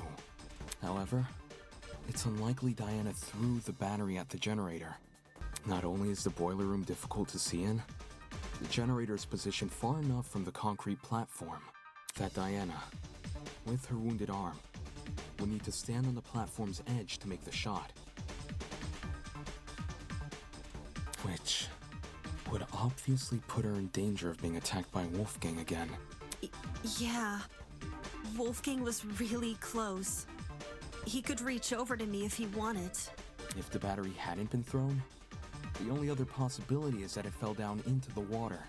And considering the layout of the boiler room, what else could the battery fall off of? Except the generator. Are you saying the battery was sitting on top of the generator? Not on top, but maybe. What position was the battery in? Suspended over the generator, leaning over the generator, teetering over the generator. Suspended. I got it. There we go. Nice one. The battery may have been suspended over the generator. Suspended over. If the battery was suspended by something, then the presence of that item starts to make a lot of more sense. And you're probably 100% talking about the cord, aren't you? This is it. Yeah, let's go. The killer could have tied the extension cord around the battery and slung the battery over the generator. If the cord and battery were tied together at the time of the generator's explosion, it would explain why half of the cord had been burned away. The more you explain it, the more unbelievable it sounds. Yep, that is true. Like this case, like you really need to think a lot. Like my brain is already hurting. What if that's the point? Maybe the killer chose a crazy method because no one would believe it. I don't see how weaving a cord into the mix is any more beneficial than leaving it out. If anything, the cord adds extra weight. Which would be especially inconvenient for Diana, because her arm is bleeding. Right. It wouldn't benefit Diana to hold the cord. So, what if she didn't? Something else may have been supporting the cord instead. Something like... Like what? What was holding the cord?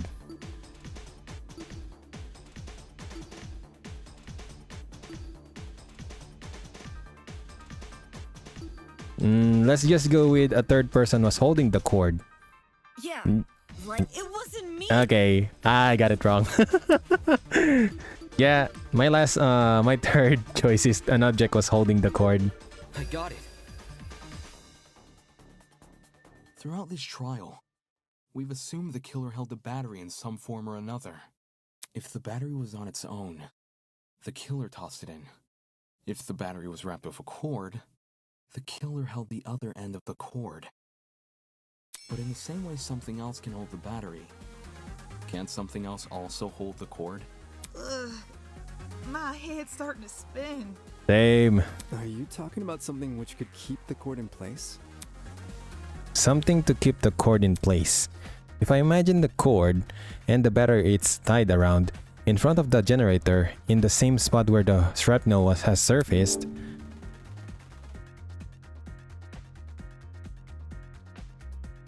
what was the other end of the cord tied to?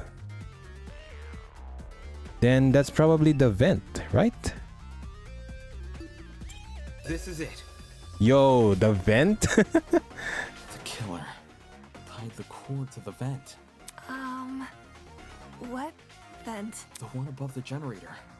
It connects the boiler room and the dining hall. There's a vent above the generator? You should remember some light shining into the boiler room. That's where the vent is. The vent itself is set a bit far back into the wall, so you probably assume the spot was a small window or something. If the boiler room and the dining hall are separated by one vent, does this make the wallpaper thin, or...? There's two vents. The boiler room vent and the dining hall vent. Both are connected via a small ventilation shaft.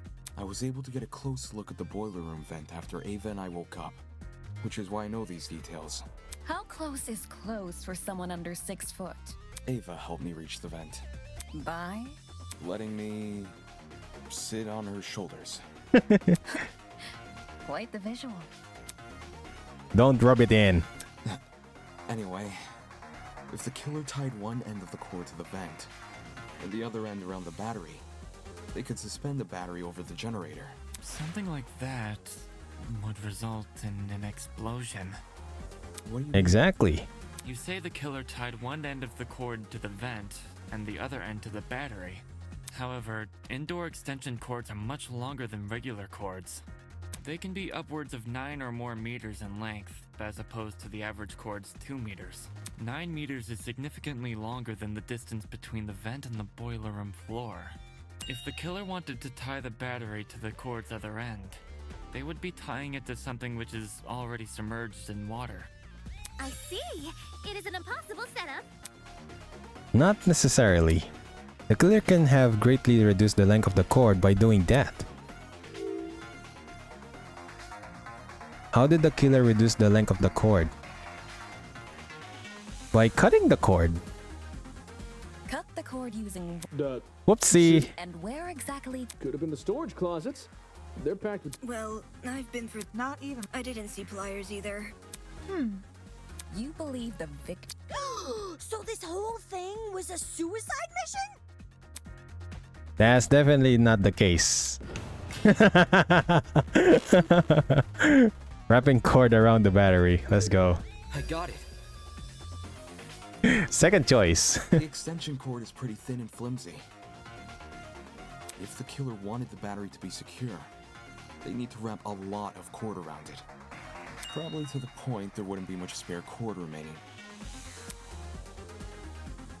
Which is a good thing, because this spare cord is what the battery will be suspended by. So long as the spare cord isn't too long, the battery will sit safely above the water.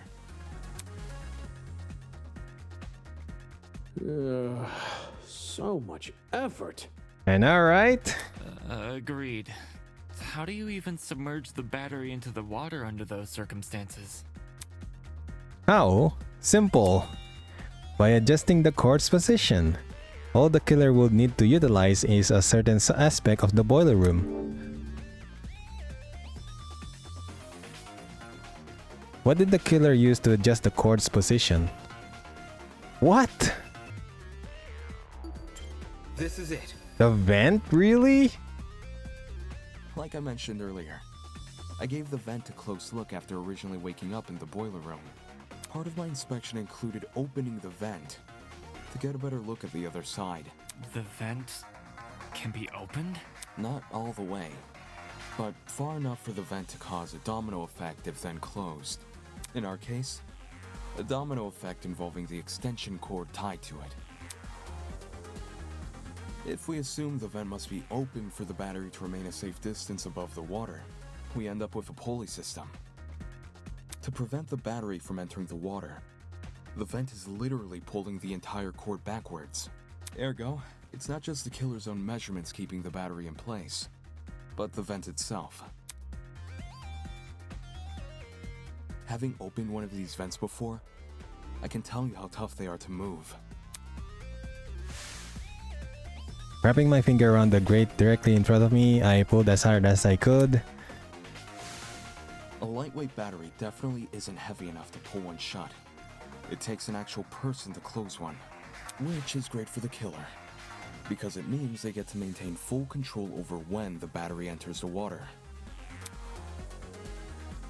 If they close the vent, the cord should slide forward and submerge the battery into the water.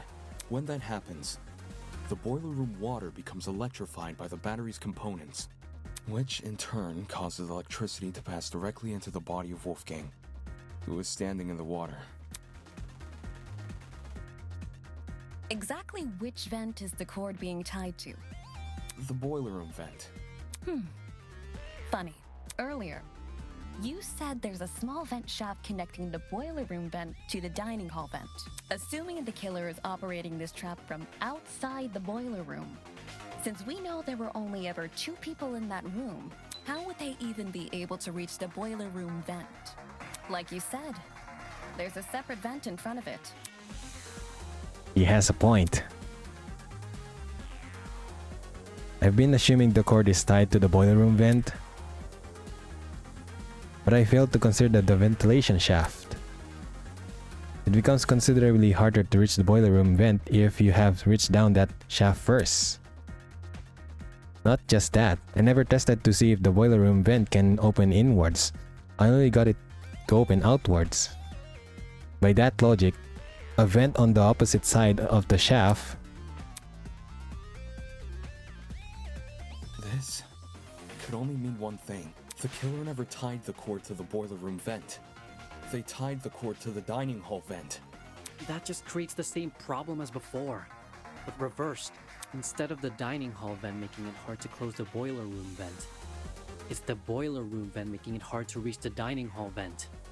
While the vents may seem like an obstruction, especially since they can't be opened all the way, there's a very easy workaround.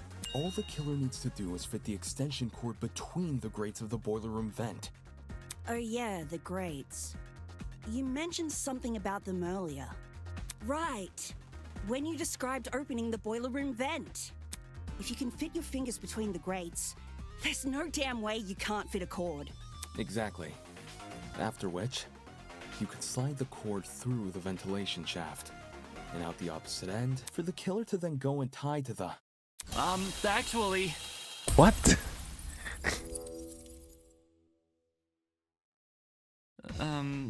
Hello? What is it now? There's something I still don't understand about your theory. It's to do with the logistics of the cord. The logistics? Its size. We're back to discussing this again? Never mind, I'll find a way to combat his argument, just like I've done countless times already.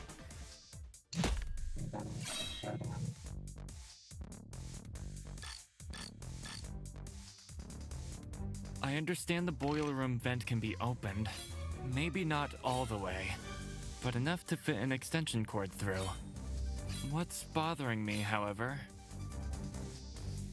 is that the boiler room vent was closed during the investigation, which means it must have been closed during the murder. Ah! Success! I don't see a problem here. The killer doesn't even need to open that vent, because they could simply slide the cord between the grates. Indoor extension cords may be thin, but the plugs on either side of them aren't. How can the killer fit both those plugs between the gaps in the vent grate? Either the boiler room vent was never involved, or it was open at some point, and someone else closed it. That is my issue. His argument might have made sense if it weren't for one fatal flaw. Excuse me, I can even pull out my extension cord sword. There we go.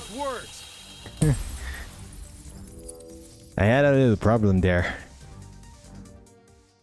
If you insert the cord through the boiler room vent first, it's possible to fit the cord through. You just need to start with the internal plug. The cords in Storage Closet D have a slim internal end. This can easily be slid through the gaps in the vent. Once the killer ties the cord around the dining hall vent, presumably with a knot, the cord won't be at risk of sliding back out either. I see. When put like that, whether or not the boiler room vent was closed isn't really relevant. How'd you figure all this out from some shrapnel and an extension cord? This is crazy. At the same time, what he's describing sounds plausible.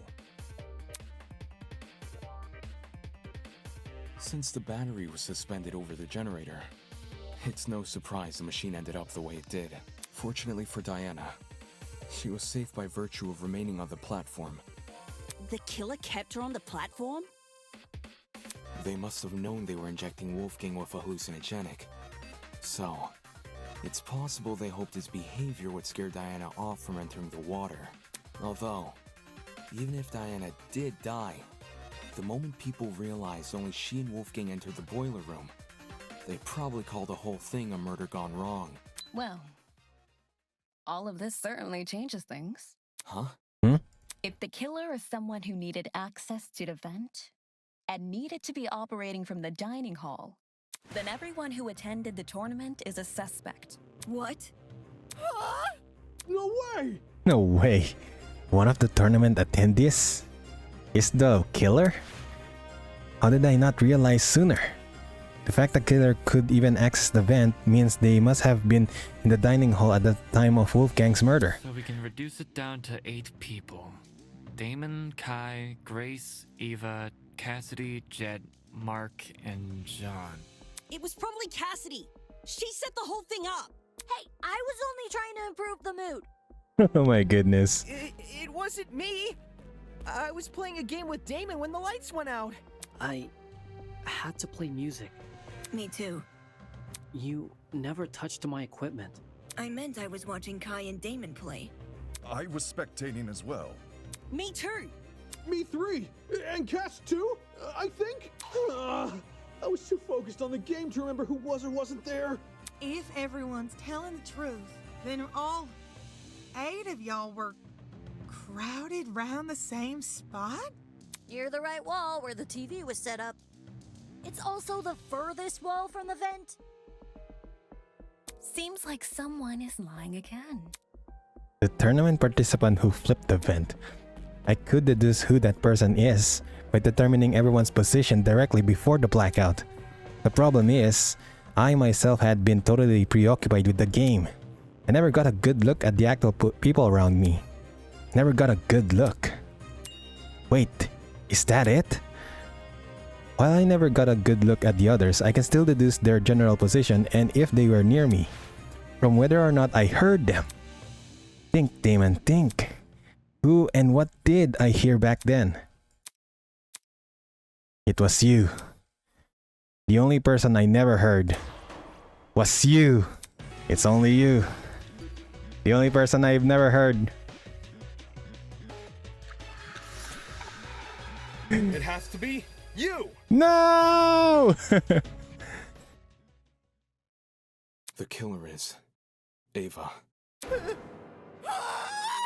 Huh? Ava's the only one whose position I can't account for. Mark was mixing a track at the time Kai and I were playing a game, so I know he must have been stationed at his pad. And everyone else? I remember hearing their voices over the sound of the game. Everyone, except Ava. In fact, the last I saw her, she was standing in the corner of the room with the vent. So Ava flipped the vent? Oh man! And the reason no one heard it is because the music was too loud! Don't blame me. I was just doing what I was told. No one's blaming you. We're all in on Eva.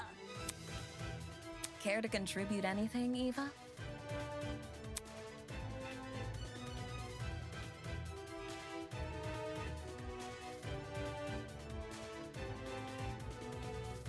I didn't flip the vent. Well, Damon says you did. Damon says a lot of things. While you aren't technically wrong, I don't think that counts as an argument. His theory is full of plot holes. He just refuses to point them out. What plot holes? The cord. What? In retrospect, you were so quick to accuse me that you overlooked a huge problem with the cord. If I'm the killer, how did I dispose of it? Trick question. You left the cord tied to the vent. What then? It unraveled by itself and fell into the water? Yeah, you got me there. How did Ava get rid of the cord? I'm sure it's possible if she knew to untie it at the right time. When did Ava untie the cord?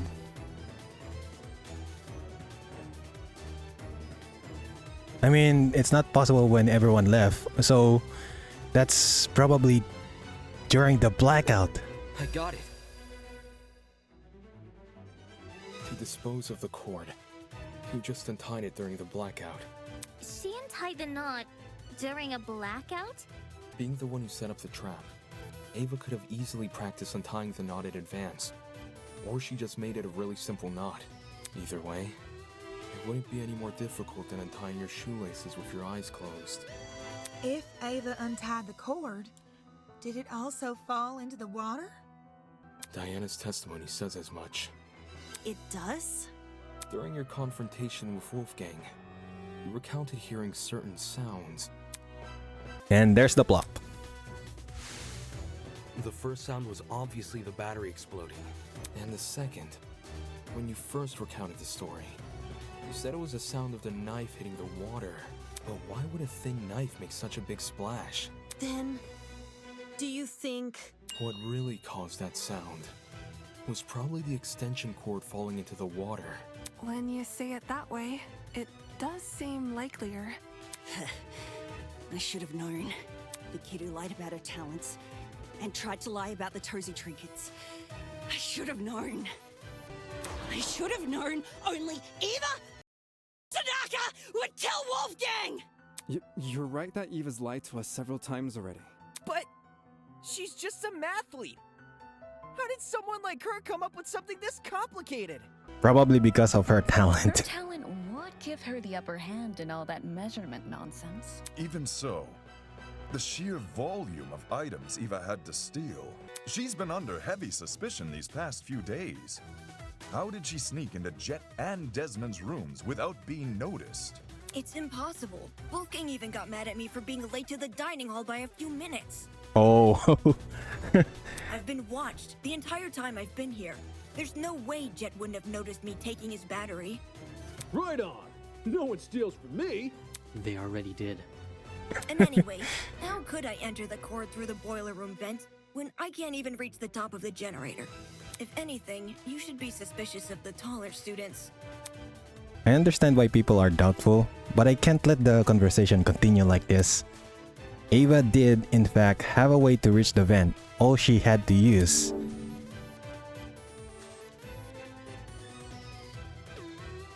I'm just going to guess the boxes. Yes. Nope, it's not the boxes. This is it. I don't even know what was it. Ava, to reach the top of the generator, you simply stood on one of the boxes in the boiler room. I mean, that was my choice. There's already a huge pile of them near the generator itself. You could easily push one up against the machine. Oh, the boxes near the machine.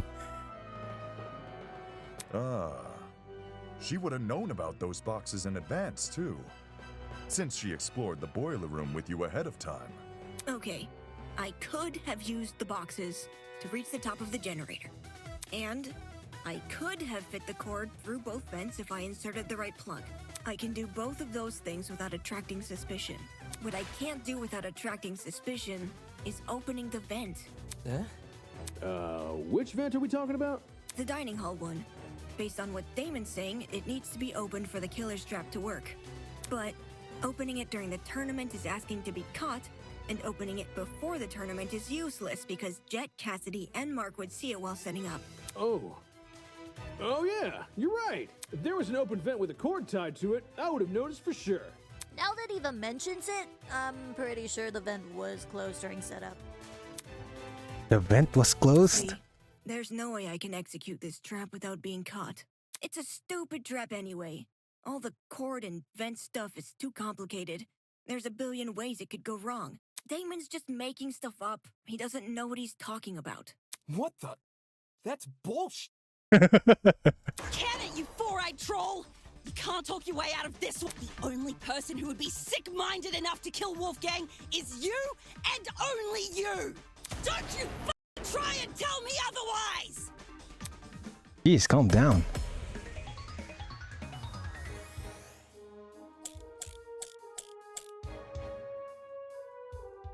You can't say I'm the murderer just because I sat near a vent. It seems to be pretty good evidence to me. Wolfgang exposed you for the snake you are, and you despised him because of it. You have a motive! Perhaps our understanding of the mechanism is wrong? Maybe it wasn't closing the vent that triggered it, but something else? Do you have any evidence to prove that? Even if this trap was used, you can't guarantee it operated the way Damon described. How so? Well, the battery could have been tied to the extension cord, with a special knot which can untie by itself. After a bit of time passes... There's even less evidence for that! Evidence? No one here cares about evidence. I just happened to be at the game tournament, and now you're saying I'm a killer. Huh? Never mind. What was said before? Focus on the facts. I just need to focus. I just happened... Hold it! Tournament. No, that's wrong!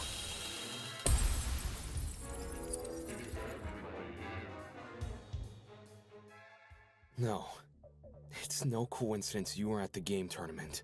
In fact, it's not even a coincidence the tournament took place during the murder. What do you mean? It was impossible for me to notice this earlier. But the killer timed the tournament so it would grant them an alibi for the murder. Whoa, whoa, whoa! Are you accusing me of murder again? I thought you said Ava was the culprit.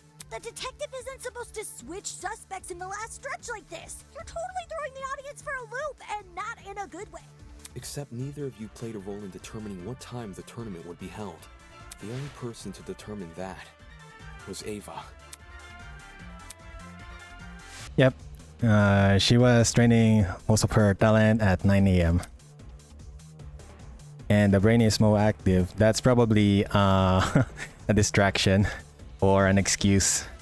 Ava knew she would be in the dining hall tomorrow. So when Cassidy announced the tournament, she realized it was a once-in-a-lifetime opportunity to create an alibi for herself. That's insane. How could she have come up with something like that on the spot? It wasn't just for an alibi either. Since Ava knew about the tournament, she could time the setup of her trap accordingly.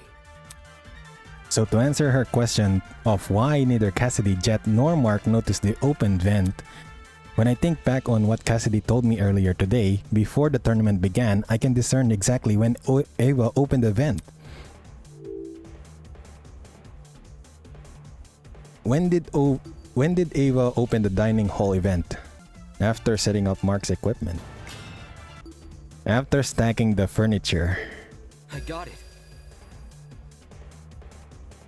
Cassidy, you told me Ava approached you yesterday and asked to help set up the tournament. What exactly did she say?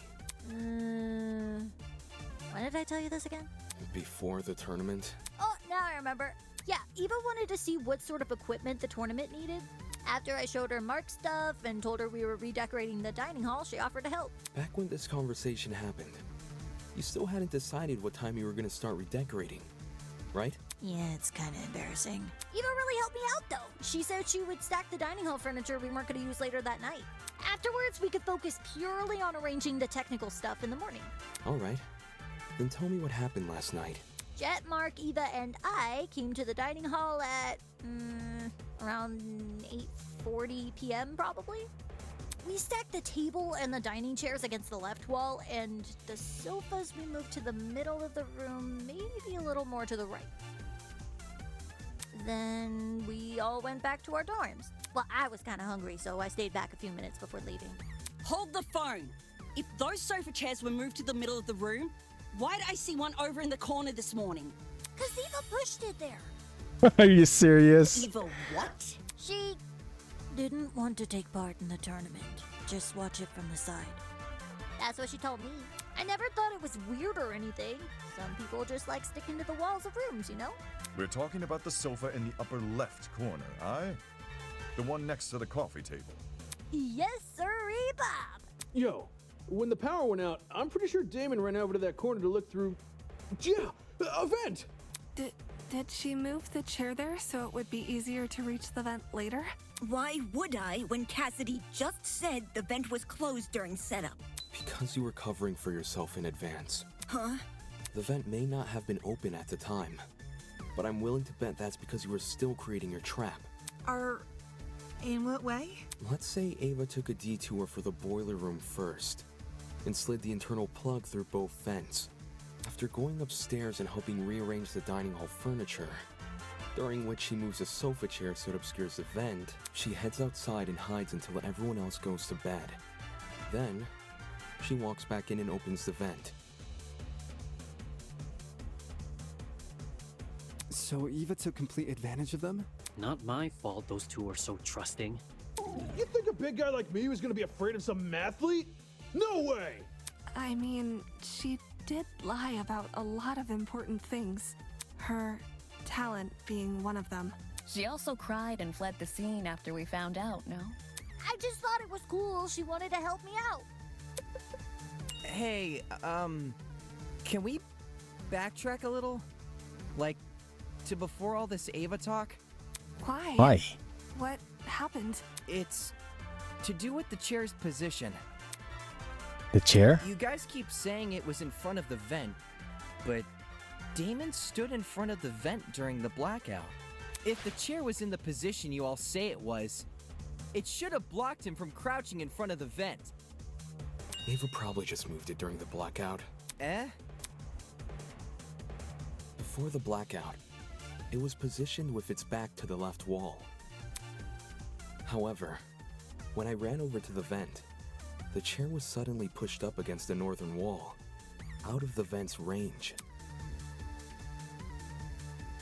Ava must have shifted the chair while everyone was initially panicking from the blackout. I'm guessing she hoped people would misremember its position and think it was always along the northern wall. Oh man! So I totally fell for it? Man, I really need to observe my environment, huh? I also remember seeing a speaker in that corner. Yeah, about that. This morning, Jet, Mark, and I arrived at the dining hall a little after 8 a.m., then Eva came a few minutes later. She helped us put together Mark's equipment, which was stationed in the lower right corner of the room.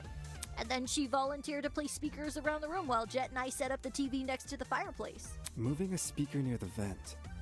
Did Eva do that to drown out Diana and Wolfgang's scuffle?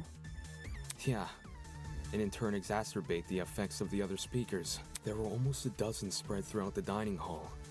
Some even sandwiched into corners they didn't need to be. Eva probably placed them that way to cover as much ground as possible.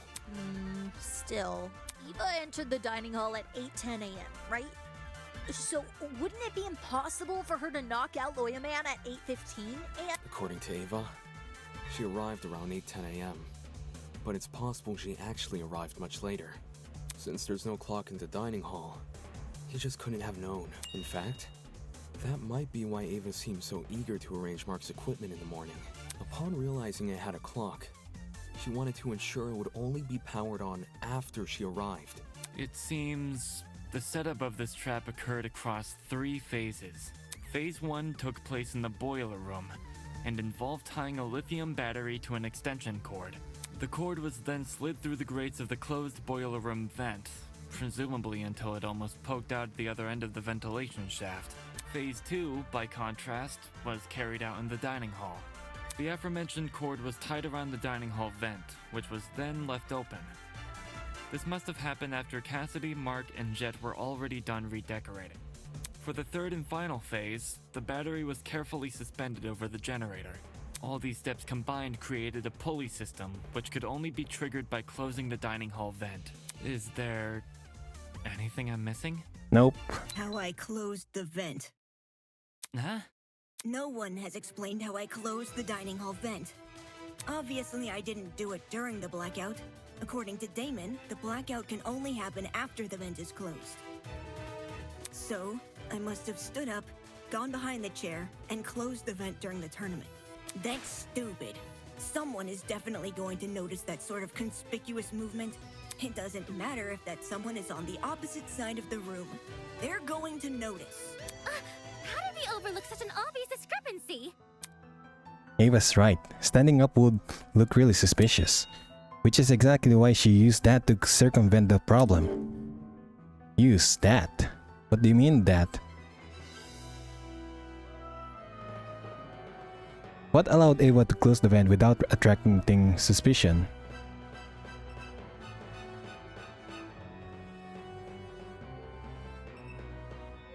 I'm just going to guess.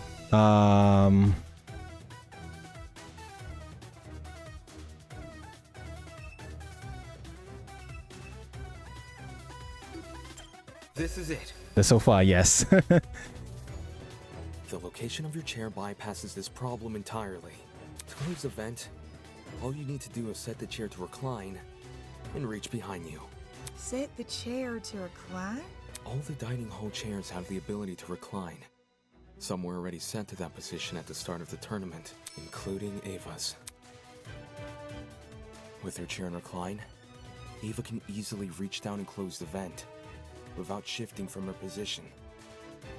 It's not perfectly inconspicuous, but it's subtle enough to not catch most people's attention, especially those focused on watching a video game competition. Wow. Am I wrong? This isn't funny. Just because I was sitting in front of the vent doesn't mean I was the one who triggered the mechanism.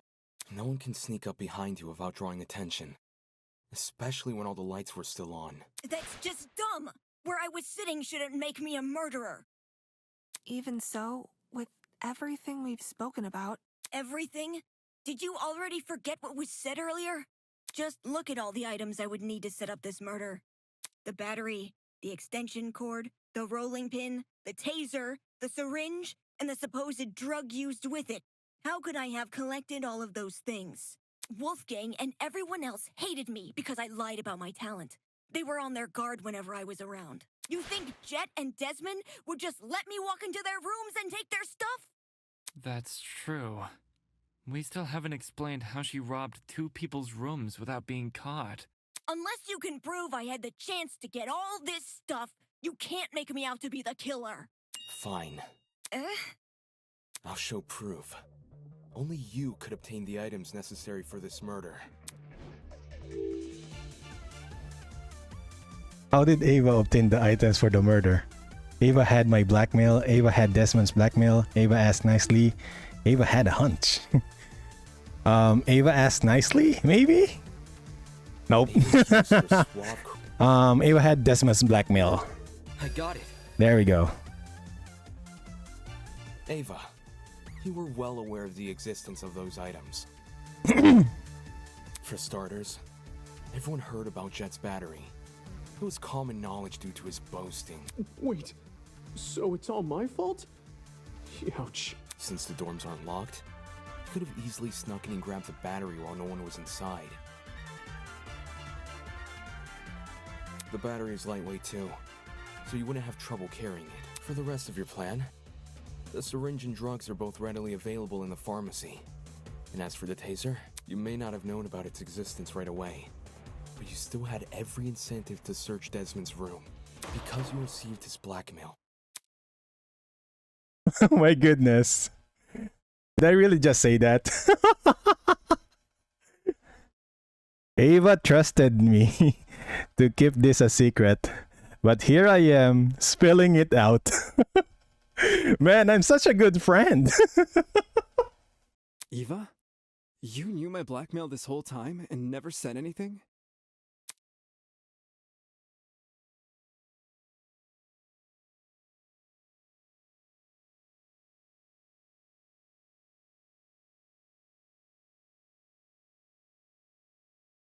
Oh my goodness, I'm so sorry, Eva. So what? Huh? So what if I knew? I wasn't the only one. Damon knew your blackmail as well. Oh yeah, he read it out loud to everyone earlier, didn't he? Damon knew almost everything I did. He knew where the items used in this murder were stored. He knew the layout of the boiler room and the storage closets. He knew all sorts of things. The only thing he didn't know is the one thing more important than any piece of physical evidence. The hell are you talking about? See, you still don't know. You still don't know that we never saw eye to eye. Huh? Eye to eye... on the not killing each other stuff? On Wolfgang. Damon saw the way Wolfgang scolded me and treated me like a bad guy. and he thought I hated him the same way he did. But unlike Damon, I never wanted Wolfgang to die. What the? Whoa! That's a loaded accusation! Not a first for this trial. If you thought you saw the worst of Damon after the dummy trial, you underestimate just how low he can stoop. I practically risked my life pretending to be his ally. But in return, he let me see the extent of his deceitfulness, which is why I can tell everyone that Damon has Wolfgang's blackmail. Dun dun dun! Oh gosh. Ava, you! Any reason you didn't tell us this earlier? Well, I didn't think it was incriminating at first. Not even when he refused to come forward about it? That was weird, but I didn't want to make accusations at the time because it could have just been his ego talking. Only after watching him reject the taser gun over this dumb mechanism he made up did I realize I had potential evidence on my hands. Damon, do you have your blackmail on you? Yes, I do have it. Don't worry about reading it out loud or anything. Just show the image. That's all you gotta do. Did Ava really never trust me? I mean, I snitched her out first. Why? Then, did she disclose so much to me? Why did she tell me? Oh yes, she trusted me. No, this can't be at the forefront of my mind right now. I'm the cusp of bringing this case to a close. What Eva thinks about me shouldn't matter. What she thinks about me. This entire time I've been judging for the others for how trusting they are, not even realizing I was blindly following the words of a stranger. And now everyone here, they're gonna hold this blackmail crap against me, even more than if I'd just come forward earlier. Even so, what choice do I have? No one will let the discussion continue unless I tell the truth. Fine. I'll show it, but only the picture, as requested. With those words, I retrieved the envelope from my pocket and put out the photo. He's married? Ingrid, Wolfgang doesn't have blue eyes. So, who is this then? His parents? I mean, why else would the guy look like him? Given the year this photo was taken, these two people must be his parents. Look at what's printed at the bottom. April 17th, 2001. We know how old Wolfgang is because of the student reports. In 2001, he wasn't even born yet. But why his parents? Are they being held against their will?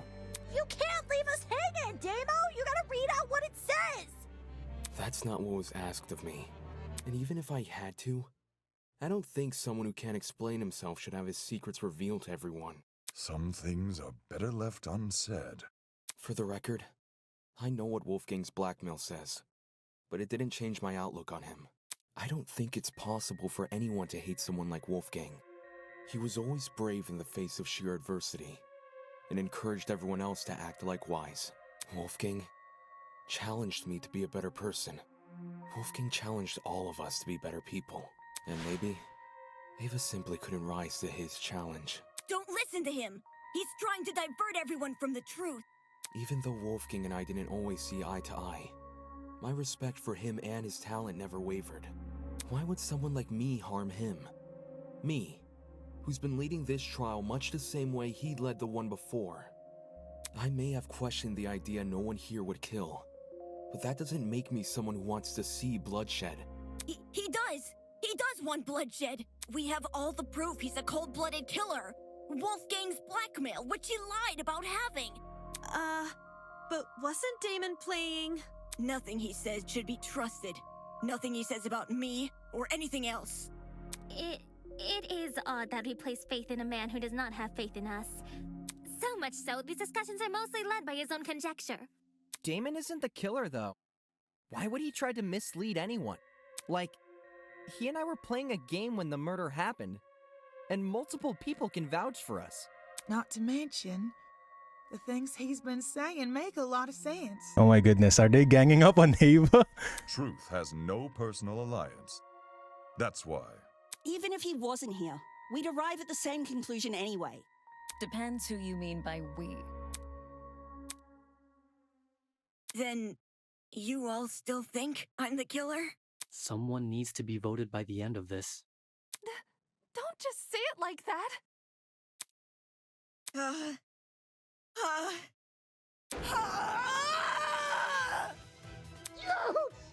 My ears! How would I know? How would I know when to drop it? Drop what? The battery! Damon says the killer dropped the battery when Diana was already in the boiler room.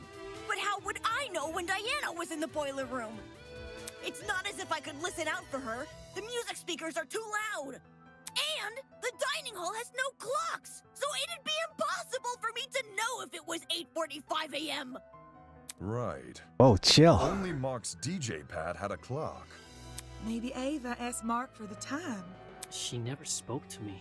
We never spoke! I never even got up from my chair! Besides, how could I be sure Diana arrived on time anyway? If you can't explain how I knew when to drop the battery, then shut up and stop accusing me! Ava makes a decent point. How did she drop the battery in time? Did she just rely on chance? No, that doesn't seem likely. Her entire plan fails if the timing isn't right. Come on, think! In my years of debate have taught me anything, I need to look at this from another angle. Probably I'm talking to myself as well from the Danganronpa experience. Then again, this game is very much different from the Danganronpa series. If I just take it from the top, while assuming Eva is the killer, how did Ava know when to drop the battery? She checked time, she guessed, she heard Diana enter. She saw Diana enter. She saw Diana enter? Maybe? I got it. Excuse me, how? The only way the killer would have known when to spring their trap was by seeing Diana enter the room. Any uncertainty would ruin the plan, and the dining hall was too loud to hear anything over. So where did she watch Diana from? There are only two possible places. The vent!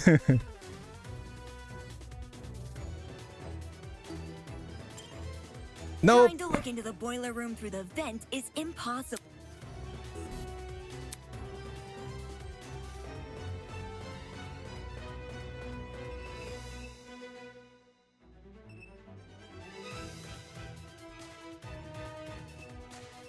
No, she can't be using the camera. Only Tozu can see that thing. Oh, wait! Wait. Yeah. I know. It is the camera. It's probably the camera. This is it. Yeah. The camera has motion sensor. From the vent, which means the only way anyone could see into the room was by using the school cameras. Say what? I don't understand how, but Ava must have used the camera. Is she working with the kidnappers? Are you kidding me? How the hell would I have access to the camera? In order to actually see what was happening on the security camera, what would Eva need access to? Naturally, it would have to be some sort of screen. No! A screen? Thinking back on all the various clues we've discussed, I can't pinpoint anything which could provide an answer to that question. Feels like deja vu, doesn't it? When all other options are ruled out, I can only turn towards the one which still remains. The one thing we've yet to discuss. Ava, it's time to bring an end to what you started. For better or for worse, this one will be your final lie. Argument altercation. Argument altercation. Oh my goodness, I can't believe I'm doing this. Wolfgang, it's Damon who's suspicious. Who cares about the camera? Damon, I thought you trusted me. Yes, I trusted you! Who cares about the camera? Oh my goodness, what is this? Bullet hell!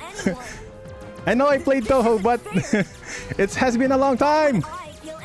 I am going to perish! Why won't you believe me?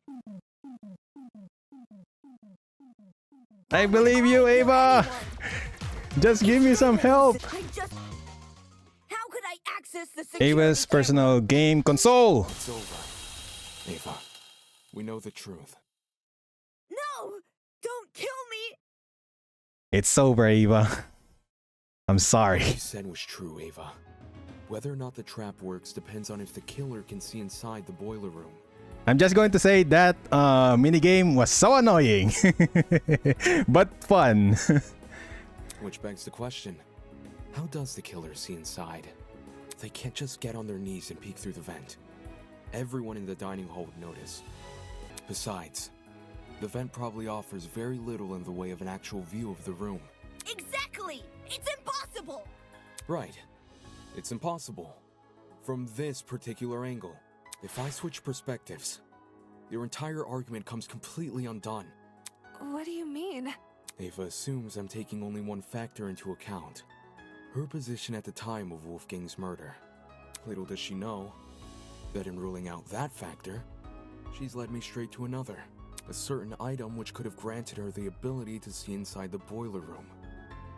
An item that, like the chemical smell, only makes sense when all other options have been ruled out. The game console she brought with her to the tournament. Ava had a game console? She wanted to get in the spirit of the tournament without being directly involved. Or so she claimed. But when every other option has been ruled out, what else can we look to but the one that's yet to be addressed? Are you saying she saw inside the boiler room using the console? So he played live footage of the room? Sounds like a stretch. If I'm wrong, Ava should be able to prove her innocence. Come on, show me that game console. Go on, Ava. Show us the console. Huh? I don't think she has the console on her, dude. She has to. She never had an opportunity to slink away and dispose of it. Well, what about the blackout? When the blackout first hit, people were disorientated for about a minute at most. Ava likely spent those 60 seconds undoing the cord and moving the chair. Between then and now, she's never been alone. The only exception was when she and I split up to investigate the dining hall and the dorms respectively. However, the laundry room, dining hall, and courtyard all had people in them, so I doubt she hid the console in any of those rooms. And the janitor closet? That room has been locked for days now. She obviously couldn't hide the console there. Which means it must still be on her person. Like I said earlier, if I'm wrong about the console, you can take it out right now and show everyone its contents. What are you waiting for? Quit hiding the stupid thing and show it! It's done. It's over. You're just trying to make me look bad. You don't know what you're talking about. You're just jealous of me. You're jealous of me and my talent. That's all you are. Jealous. Hey, calm down. Why not just pull out the console? Yes, show us the console and then you'll be done with this. No! Eh? Why? I don't have to show anyone anything. That's the most suspicious thing you could say. It's not suspicious. I'm telling the truth. Then show the console. That's obviously a lie. Why go through the effort of mentioning Wolfgang's blackmail if you won't reveal this? Now that I think back on it, Ava had been staring at her console the entire tournament.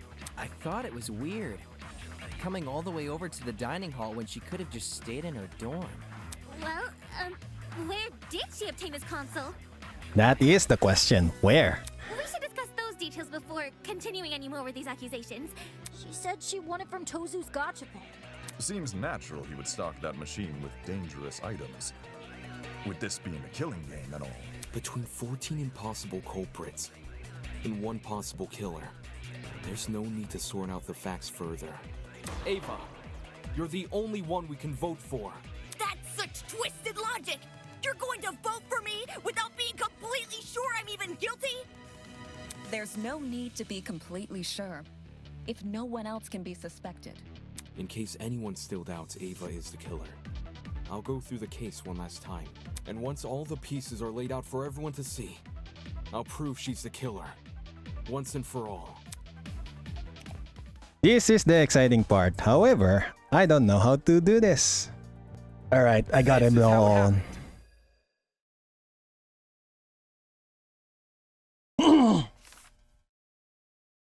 This case was directly incited by the motive Tozu introduced, in which everyone here received another person's blackmail. Amidst the chaos that spawned, the killer saw an opportunity to commit a murder. They sent letters to two people, Wolfgang Akide, who they planned to kill, and Diana Venezia, who they planned to frame. Wolfgang and Diana were asked to meet in the boiler room in 2 days' time. Wolfgang's letter told him to arrive at 8:15 a.m., while Diana's told her to arrive at 8:45 a.m. The messages threatened to expose our blackmail, so we had no choice but to follow their instructions. At this point, the killer probably knew the way they were going to kill Wolfgang. Hence, how they reacted to this next piece of information. The following morning, it was revealed that Cassidy and Jet were going to hold a game tournament. The point was for people to spend time together and not think murdery thoughts. But little did we know, a would-be killer was lurking nearby. And how? The killer emboldened their own plans and made it so the tournament would happen at 9 a.m. Did you just agree with yourself?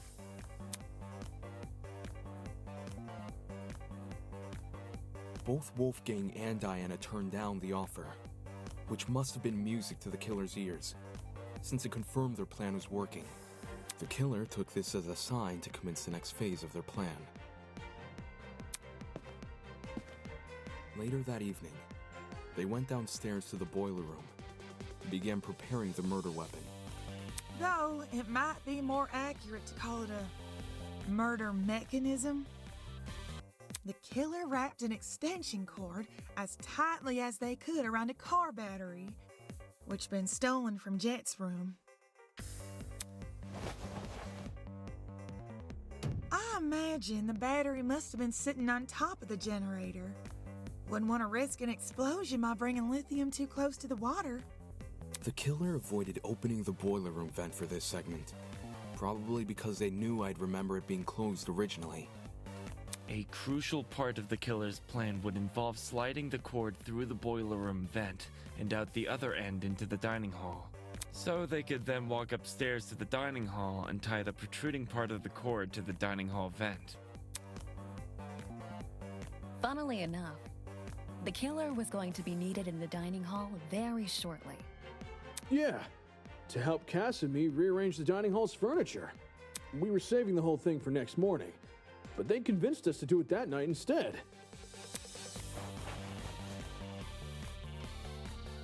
Their intentions were threefold. Create an alibi, hide the vent with a piece of furniture, and then open the vent in secret.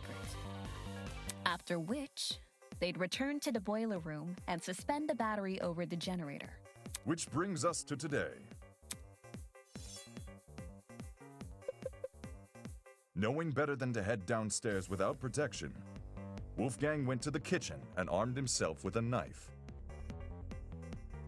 Toshiko didn't notice a knife on him when the two met in the hallway, so he must have hidden it in his blazer. Wolfgang arrived inside the boiler room at 8:15 a.m., exactly like his letter requested. As he was waiting, the killer snuck up behind him and knock him out. And he got smacked right in the head with that steel rolling pin and crumpled like paper. A syringe was then used to inject Wolfgang with a sleeping drug, ensuring he would remain in the boiler room until Diana arrived. The killer might have, left the taser on the floor around this time.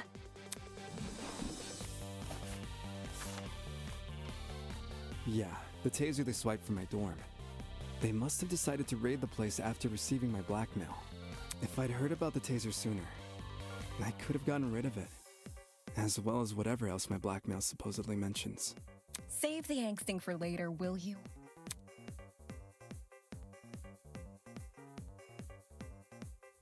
Anyway, back on topic. Wolfgang was left to lie in the partially flooded area of the boiler room, while the killer ran upstairs to help set up Mark's music equipment. They didn't care about the equipment. They just wanted to put a speaker next to the vent, because it would drown out the fight which was gonna happen later. Don't forget the digital clock! They wanted to get there before that became available. Don't need people knowing what time you actually arrived. My letter said to meet at 8:45 a.m. So that's when I got to the boiler room.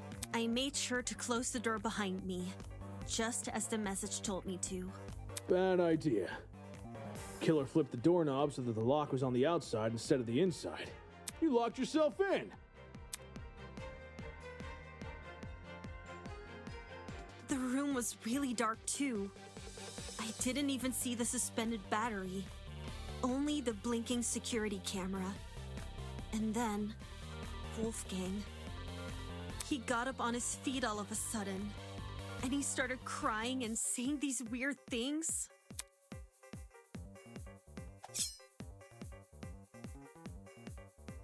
I tried to keep him calm and asked him to come over to me, which he actually did. But the drugs probably gave him a frightening hallucination, and he perceived you as a threat. he was screaming at me, and I was screaming back. No one from the tournament could hear us over the music. At one point, I even picked up the taser, but then I threw it back down again. And that's when the killer decided it was time. Having set their chair to recline, they were able to casually reach down and close the vent behind them.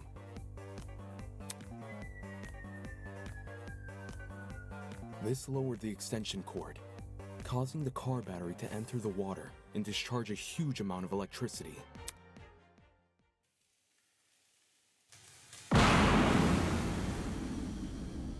Yikes! That was so loud. Wolfgang, who was still standing in the water, was electrocuted instantly.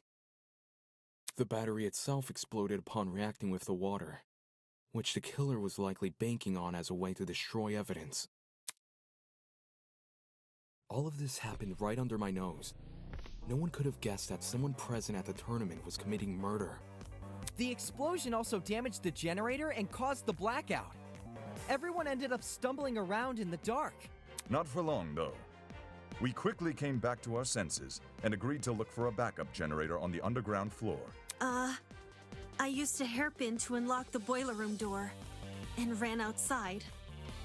But you guys had already made it downstairs.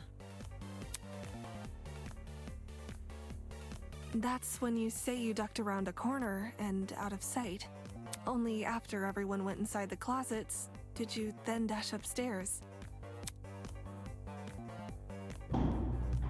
Oh. It's a good thing she did. Otherwise, we'd have found her alone in her room with Wolfgang's dead body. We would have wrongly assumed Diana was the killer, and died as a result. This complicated scheme calls to mind only one person.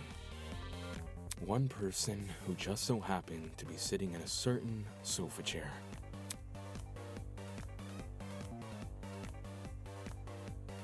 That person is you, Ava Sunaka. Oh my goodness. Did I really just betray her? It's over, Ava. We know the truth. It's not fair. This isn't fair. This isn't fair.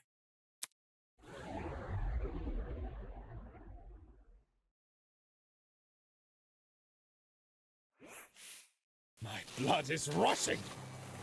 Wonderful, brilliant, spectacular! You have seen beyond the foul lies of this scorned mathematician and delivered the honorable truth with wit and aplomb. Well done. This is worthy of praise. Allow me to reward your success with... This isn't funny. Can you shut up? Without Tozu's mad rambling, the trial room had gone completely silent. Everyone was either staring at the floor or sneaking nervous glances at each other.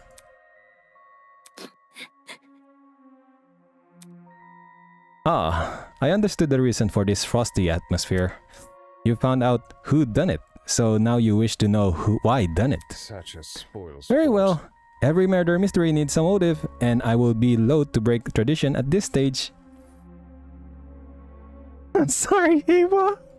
There must be something. Ava, why did you do this? Just why? Come on. Come on, speak up. You have nothing to lose now. It was Tozu? Huh? Tozu made me do it. This is... What? You've been working with Tozu this entire time? Such disrespect. Me and her? Oh, please. If her plan was so secretly infiltrate the killing game, she wouldn't have given herself such an attention-grabbing ultimate title. Rubbish. I mean, seriously, ultimate liar? Talk about on the nose. No, Eva is just as much of a kidnappee as the rest of you. You let her get away with breaking the rules? That's proof enough you're in cahoots. Holy! Eva broke the rules? Yeah, when she blew up school... Yeah, she blew school property.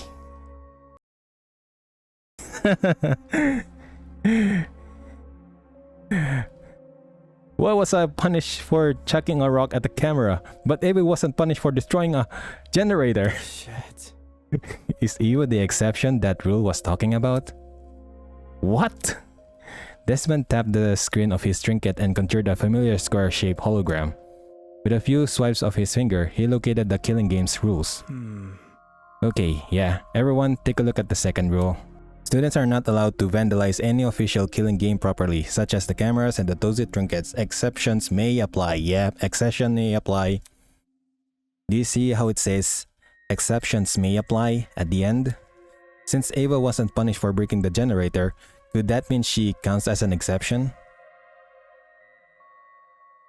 Stop lying! Are you gonna explain how? Or are you just trying to be a contrarian? This looks bad. Well, if I had to make a guess, it's probably because the Ava destroyed the generator while committing a murder. What's all this about? Are you saying Ava has special privileges? I think it's more like her method of murder was what destroyed the generator. Meaning the generator is technically tied to Wolfgang's death. Yeah. Yeah, which is why Ava was excused for breaking it. Slow down. Yo, that can't be actually be the reason, can it? I see. And if it were... Brutal. What? I see. Ava believed she would count as an exception to the rule, which is why she didn't make any steps to avoid destroying the generator. What? She risked getting shot in the head over something she just assumed? That ain't it. Now, with how confidently Ava executed the murder, she must have known for sure she wouldn't be penalized. How about it, Tozu? Did you ever share that information with her? Who? Me? A desperate killer is much like a hungry seagull, ready to pounce upon the slightest crumbs of substance. The mere implication of a loophole ignites their senses. And they, as desperate people always do, will shred dignity in pursuit of confirmation. So, to answer your question, yes, Ava approached me with the same question your friends are asking now. And yes, I confirm her suspicions were true. Not okay! Seriously, that's so unfair. Pathetic. Unfair? Answering a reasonable question is far from unfair. Have you never asked a professor for help on an assignment? Sure, your professor won't do the work for you, but they will happy to clear up any confusion you might have. Then why did Ava say you made her kill Wolfgang? I suppose you could say Ava and I made a deal. You made a deal? What kind of deal? A deal to begin the killing game. In exchange for agreeing to perform the first skill, she would receive a special perk. Wow! Plot twist! A traitor perk! Holy! What do you mean, traitor perk? Is it the tablet Ava has? I mean, she refused to show it to us when we asked. Mind you that a host cannot imply hand over a traitor perk to anyone who asks. For a student to be eligible for a perk, they must first earn it. That was very... What do you mean, earn it? Do you recall that little tidbit I shared with you about the pharmacy? You know, the one about a secret lurking inside? Are you talking about the... what do you call that again? A safe? You see, a very interesting secret is lurking beyond this door. That secret? Were you referring to the trader perk? Well done. Indeed I was. When I said a very interesting secret was lurking inside, I meant that quite literally. The only thing separating you from the perk was a few inches of stainless steel and a pin pad. Pin pad?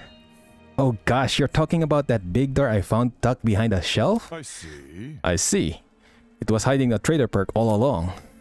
How did Ava figure out the password to the pin pad though? Did she enter a bunch of random numbers until it finally worked? Well, A 4-digit code would have 1,000 of potential combination. Unless Ava encountered unbelievable luck, the chances of her guessing that code in only a few days is extremely unlikely. How? Then how did she get access to the trader perk? The 4 numbers to unlock the pin pad, how did Ava figure them out? There's only one way. Only one way I could see her obtaining the correct answer. It's to do with that poster, isn't it? That mysterious poster in the pharmacy. What poster are you? Well done. Ding ding ding! Correct! Yes, hidden inside one of the pharmacy's room is a poster which reveals the code to the pin pad. For real? No. How can that poster reveal the code though? And that is where you fell short of your mathematically gifted peer. Oh my goodness, did you really just use her talent? With her keen eyesight and quick thinking, she saw the poster for what it really was. Twist. An equation! What? Every detail is deceitful. Those exclamations of grandeur may in fact be hints towards a certain something nature. And that large star a stand-in for a coordinate plane. Are you serious? Really, you're using math in here now? Well, not that it matters anymore. The passcode to that precious pin pad is, after all, being changed as we speak. To quote the words of my parents, the road to freedom must always be paved with obstacles. No way, a math equation is totally up Ava's alley. You told me you couldn't understand the poster. The long phase. Of course she did. That equation is the key to the trader perk. Handing it over would mean handing the perk over. Shit. So the trader perk was Ava's reward for solving the puzzle? Anybody? The heck? Even is the perk. You still haven't explained that yet. Ooh, me? I assure you it's a very handy thing to have. You see, this trader perk allows the owner to access the school's security camera using a tablet. You're talking about the gamepad. That tablet, of course, being on Ava's person right now. Damn it. I was right. You accessed the camera in the boiler room, which was how you saw Diana enter. Oh, crud. I thought it was weird Ava wouldn't show us the tablet, but I didn't think it was actually wired to the school cameras. But then... Then the reason I saw that security camera's light blinking back in the boiler room is because Ava was watching me. This is making too much sense. Nonsense. How could you negotiate with your kidnapper? Why would you have any reason to trust him? I had no choice. I either take his deal and give myself a chance to escape, or I would die here with the rest of you.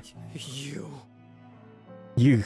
That selfish attitude is the reason why we've ended up in this mess. I've never seen Desmond this angry. Didn't we promise to make it out of here together? If you hadn't murdered one of the only person who could have handled this situation, I mean, are we still going to go over about Wolfgang? Like, he's gone, okay? Also, he's not even trustworthy. We might have made progress on escaping. Hang on. Even if I didn't kill, someone else would have eventually. And if they were in my position right now, they wouldn't even admit to what they've done. They'd cry and snivel and try to guilt you. They wouldn't be honest like me. Watch it. Honestly or not, playing Tozu's game was risky. You were trapped in a small space with witnesses everywhere.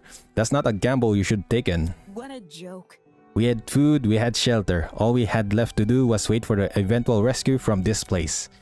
But Stop it! I would have died first. It was obvious from what was happening with Wolfgang. His constant jeering at me over the few mistakes I'd make, while the rest of you followed his lead. If a class trial ever happened with him around, he would have accused me of being the killer even without evidence. And you all would believe him. Whoa.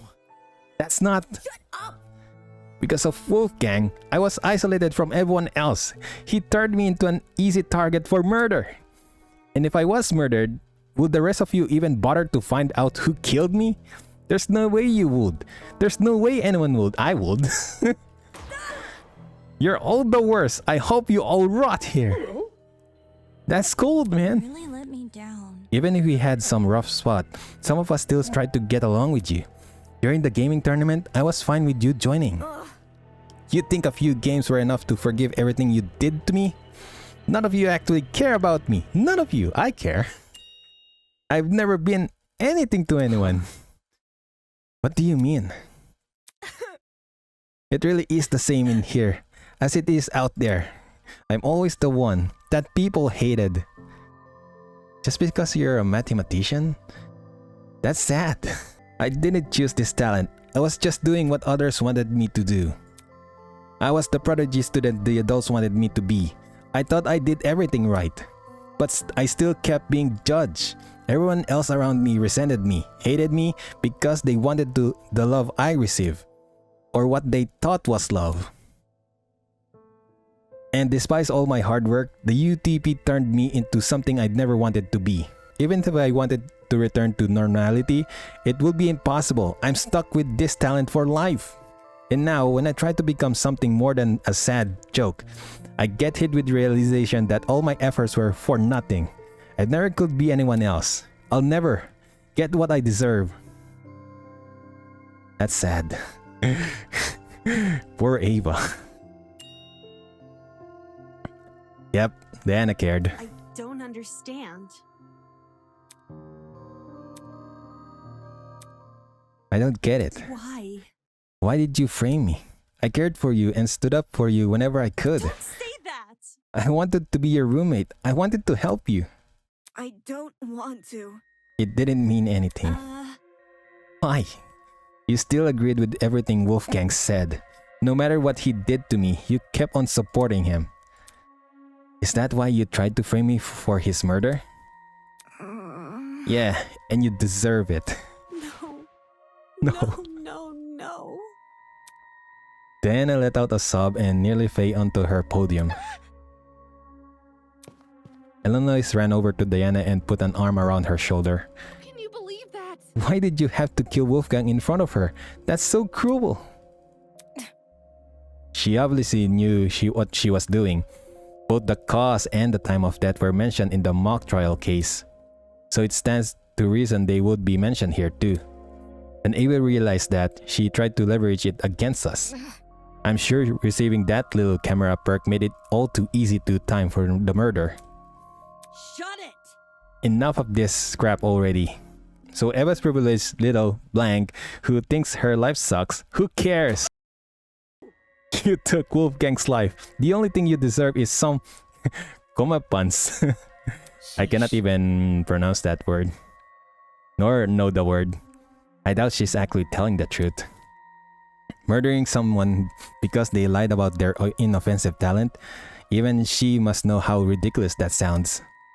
How can that be? If Ava didn't kill Wolfgang because she was scared, then why did she kill him? Honestly? Why else but to escape the killing game? I doubt any of us were ever a threat to her. In fact, it was probably the complete opposite. Shocking. She thought she was smarter and better than all of us. That's why she thought she could win the class trial. My thoughts exactly. I agree with Winona. In that case, do you reckon Eva killed Wolfgang because of his abilities as a lawyer? She herself admitted he would have suspected her if he was here. Clearly, Wolfgang was the best person to kill if she wanted to escape. Nope. And anyway, Eva isn't the only one who's vulnerable. There are people here with even weaker bodies and weaker minds. Anyone who is looking for an easy kill would know to target them first. Toshiko, Mark, and Ava. It doesn't matter. Even if no one targeted me, I still would have died first. How so? Because of the perk, huh? Those who told me that if I didn't use the perk to murder someone as soon as possible, I was going to die. Oh my goodness, are you seriously? Seriously? What did you say?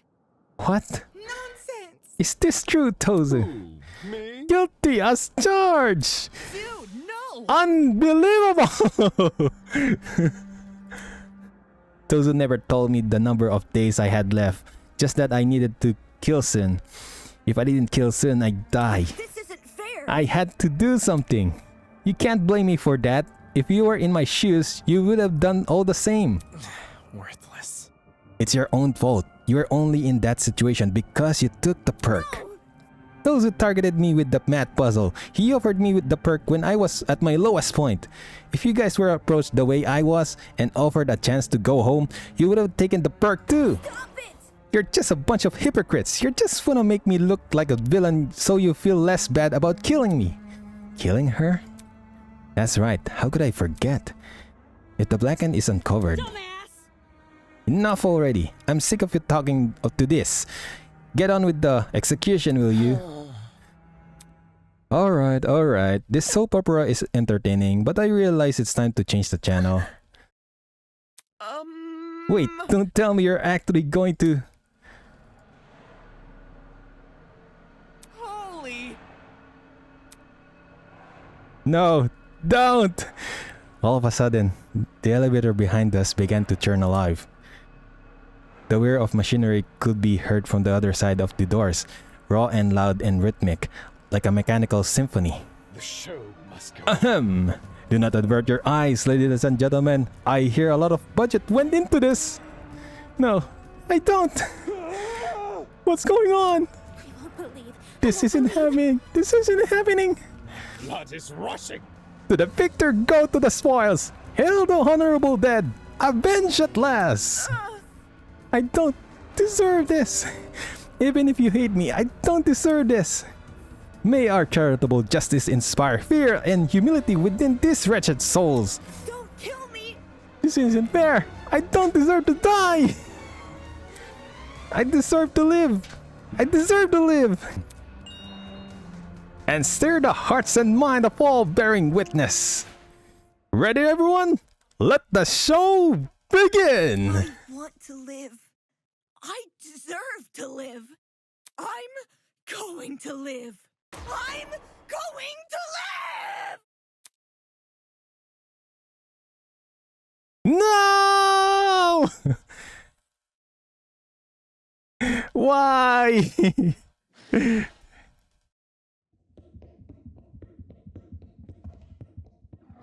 Huh? She's running away! Live, Ava, live!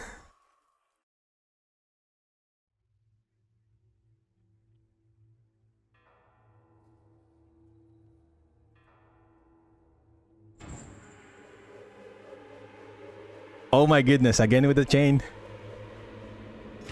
Every single class execution, always the chain. A classic.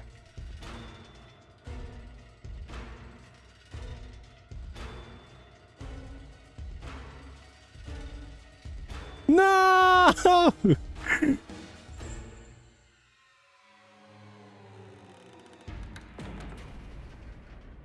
Fiery furnace of affliction.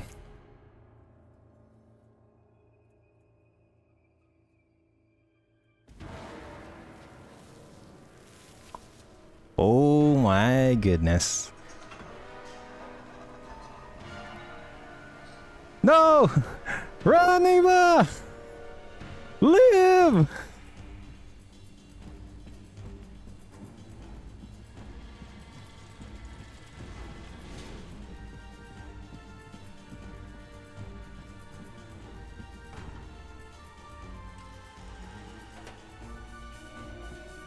Whoa.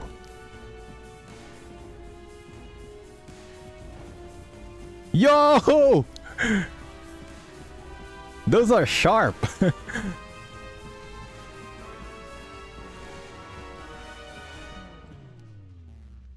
No, no!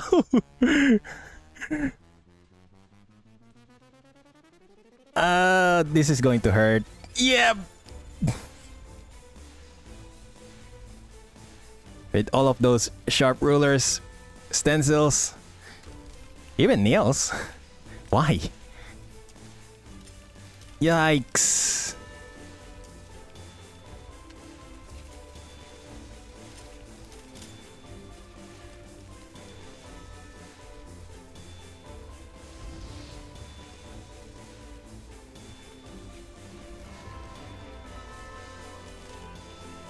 Come on, live, Ava.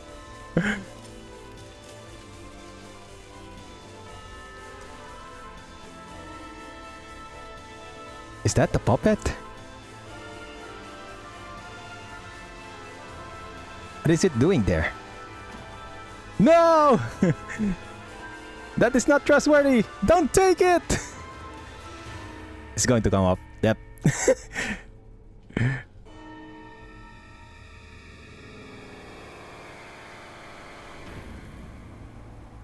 Oh my goodness.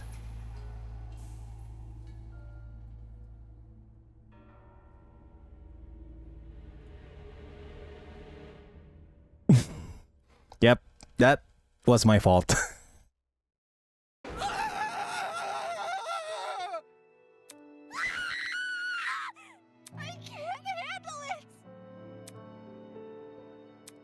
My entire body had seized up. I couldn't move a single limb, couldn't say a single word. All I could do was stand and stare, my mind at a complete and total loss. There's no way. So that's what punishment entails? Let me go home. Everyone wants to go home after seeing that. Isn't this lovely? Goodness, talk about a heated moment. Ava put up quite a fight for a second there. She almost had me believing we'd underestimated her. Moving on. Just kidding. You sick. You're such a sick goat. I'll be damned. I don't even know if Tozo is a goat. How can you do this? Forcing these innocent people to kill each other. Terrible. So judgmental. Terrible. Did I remind you that this is a student-on-student warfare? Get out.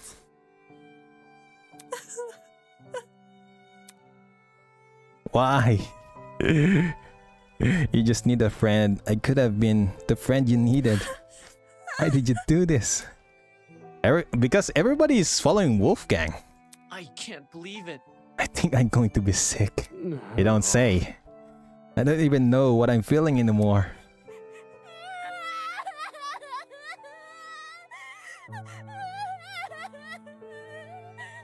Yep.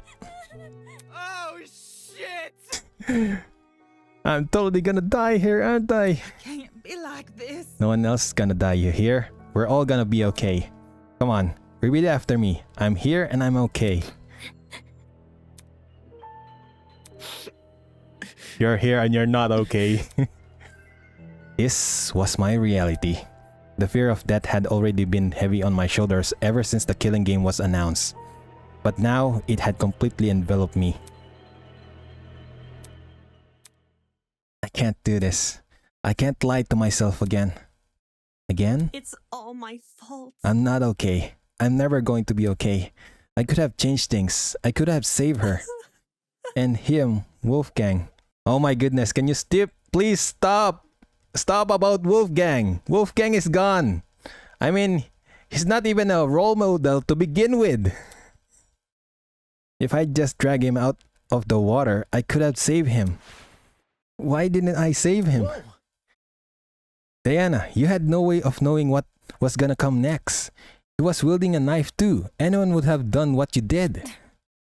Did he really bring a knife for self-defense? Usually a comment like that would have gotten a rise out of Grace, but she stayed completely silent. I can't let it end. Wolfgang's kindness, I can't let anyone forget it. It is how it is. That goes without saying. I'm sure everyone will remember what Wolfgang did for us. He never did anything. All he did was talk and encourage us to live. But he didn't do any action at all. I've never thought of the lengths my talent can go. The ability to change other appearances, to be the best version of themselves. It's always been someone else who sits in front of the mirror. I've never really put myself in that place. Diana, you okay? If I can't save Wolfgang, then at the very least, maybe I can live for him. Believe me. You didn't do anything wrong, Diana. Pardon me. Yeah, I can do this. I can fulfill the life he wasn't able to live. Huh?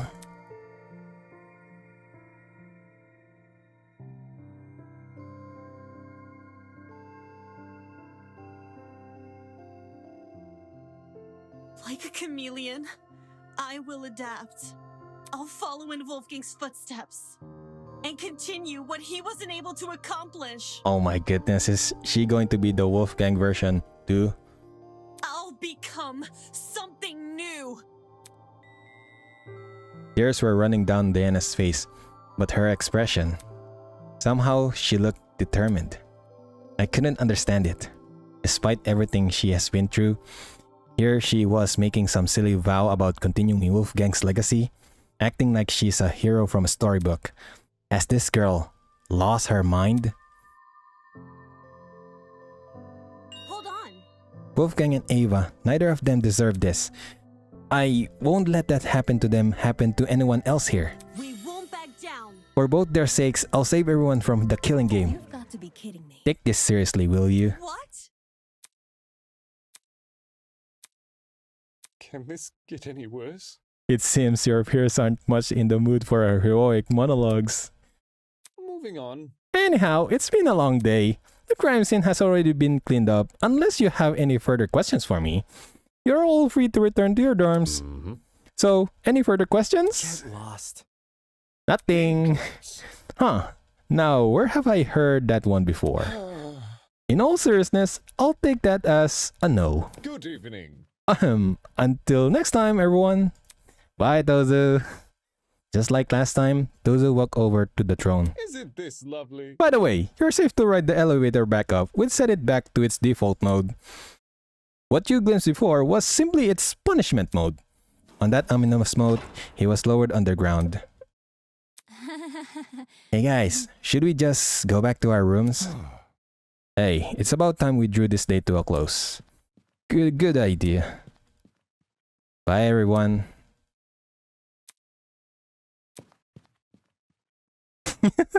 After that speech though, people silently made their way to the elevator, horror and despair etched on their faces. It was clear today's event would not be easily forgotten. And then there was me. Everything I'd been ruminating over, the devastating images which had been plaguing my mind. Wolfgang's murder, trial, Ava dying right in front of me, swallowed by the pit of fire. It had all retreated to the corners of my mind. The only thing I could focus on now were those 5 words. I'll follow in Wolfgang's footsteps. Man, this pisses me off. Hearing those words come from Diana after everything that's happened, seeing her raise her chin and act so tall and proud just like Wolfgang once did, it pissed me off. Yeah, I agree. Man, people really like Wolfgang, huh? I don't like him. Beneath the veil of hypocrisy. Surviving members, 14. Ava's feather. Poor Ava. I betrayed her. And that's it. That is chapter 1. Like, it took 2 years to make this chapter. I don't even know how long they will make the other chapter though. I mean, I'm just going to wait for the next chapter. So yeah. Alright guys, it has been a long recording. I have been recording for like 5 hours. So probably I'm just going to cut some of them short after some mistakes. But yeah, thank you so much guys for watching the video. Chester here, and I'll see you guys next time. See you!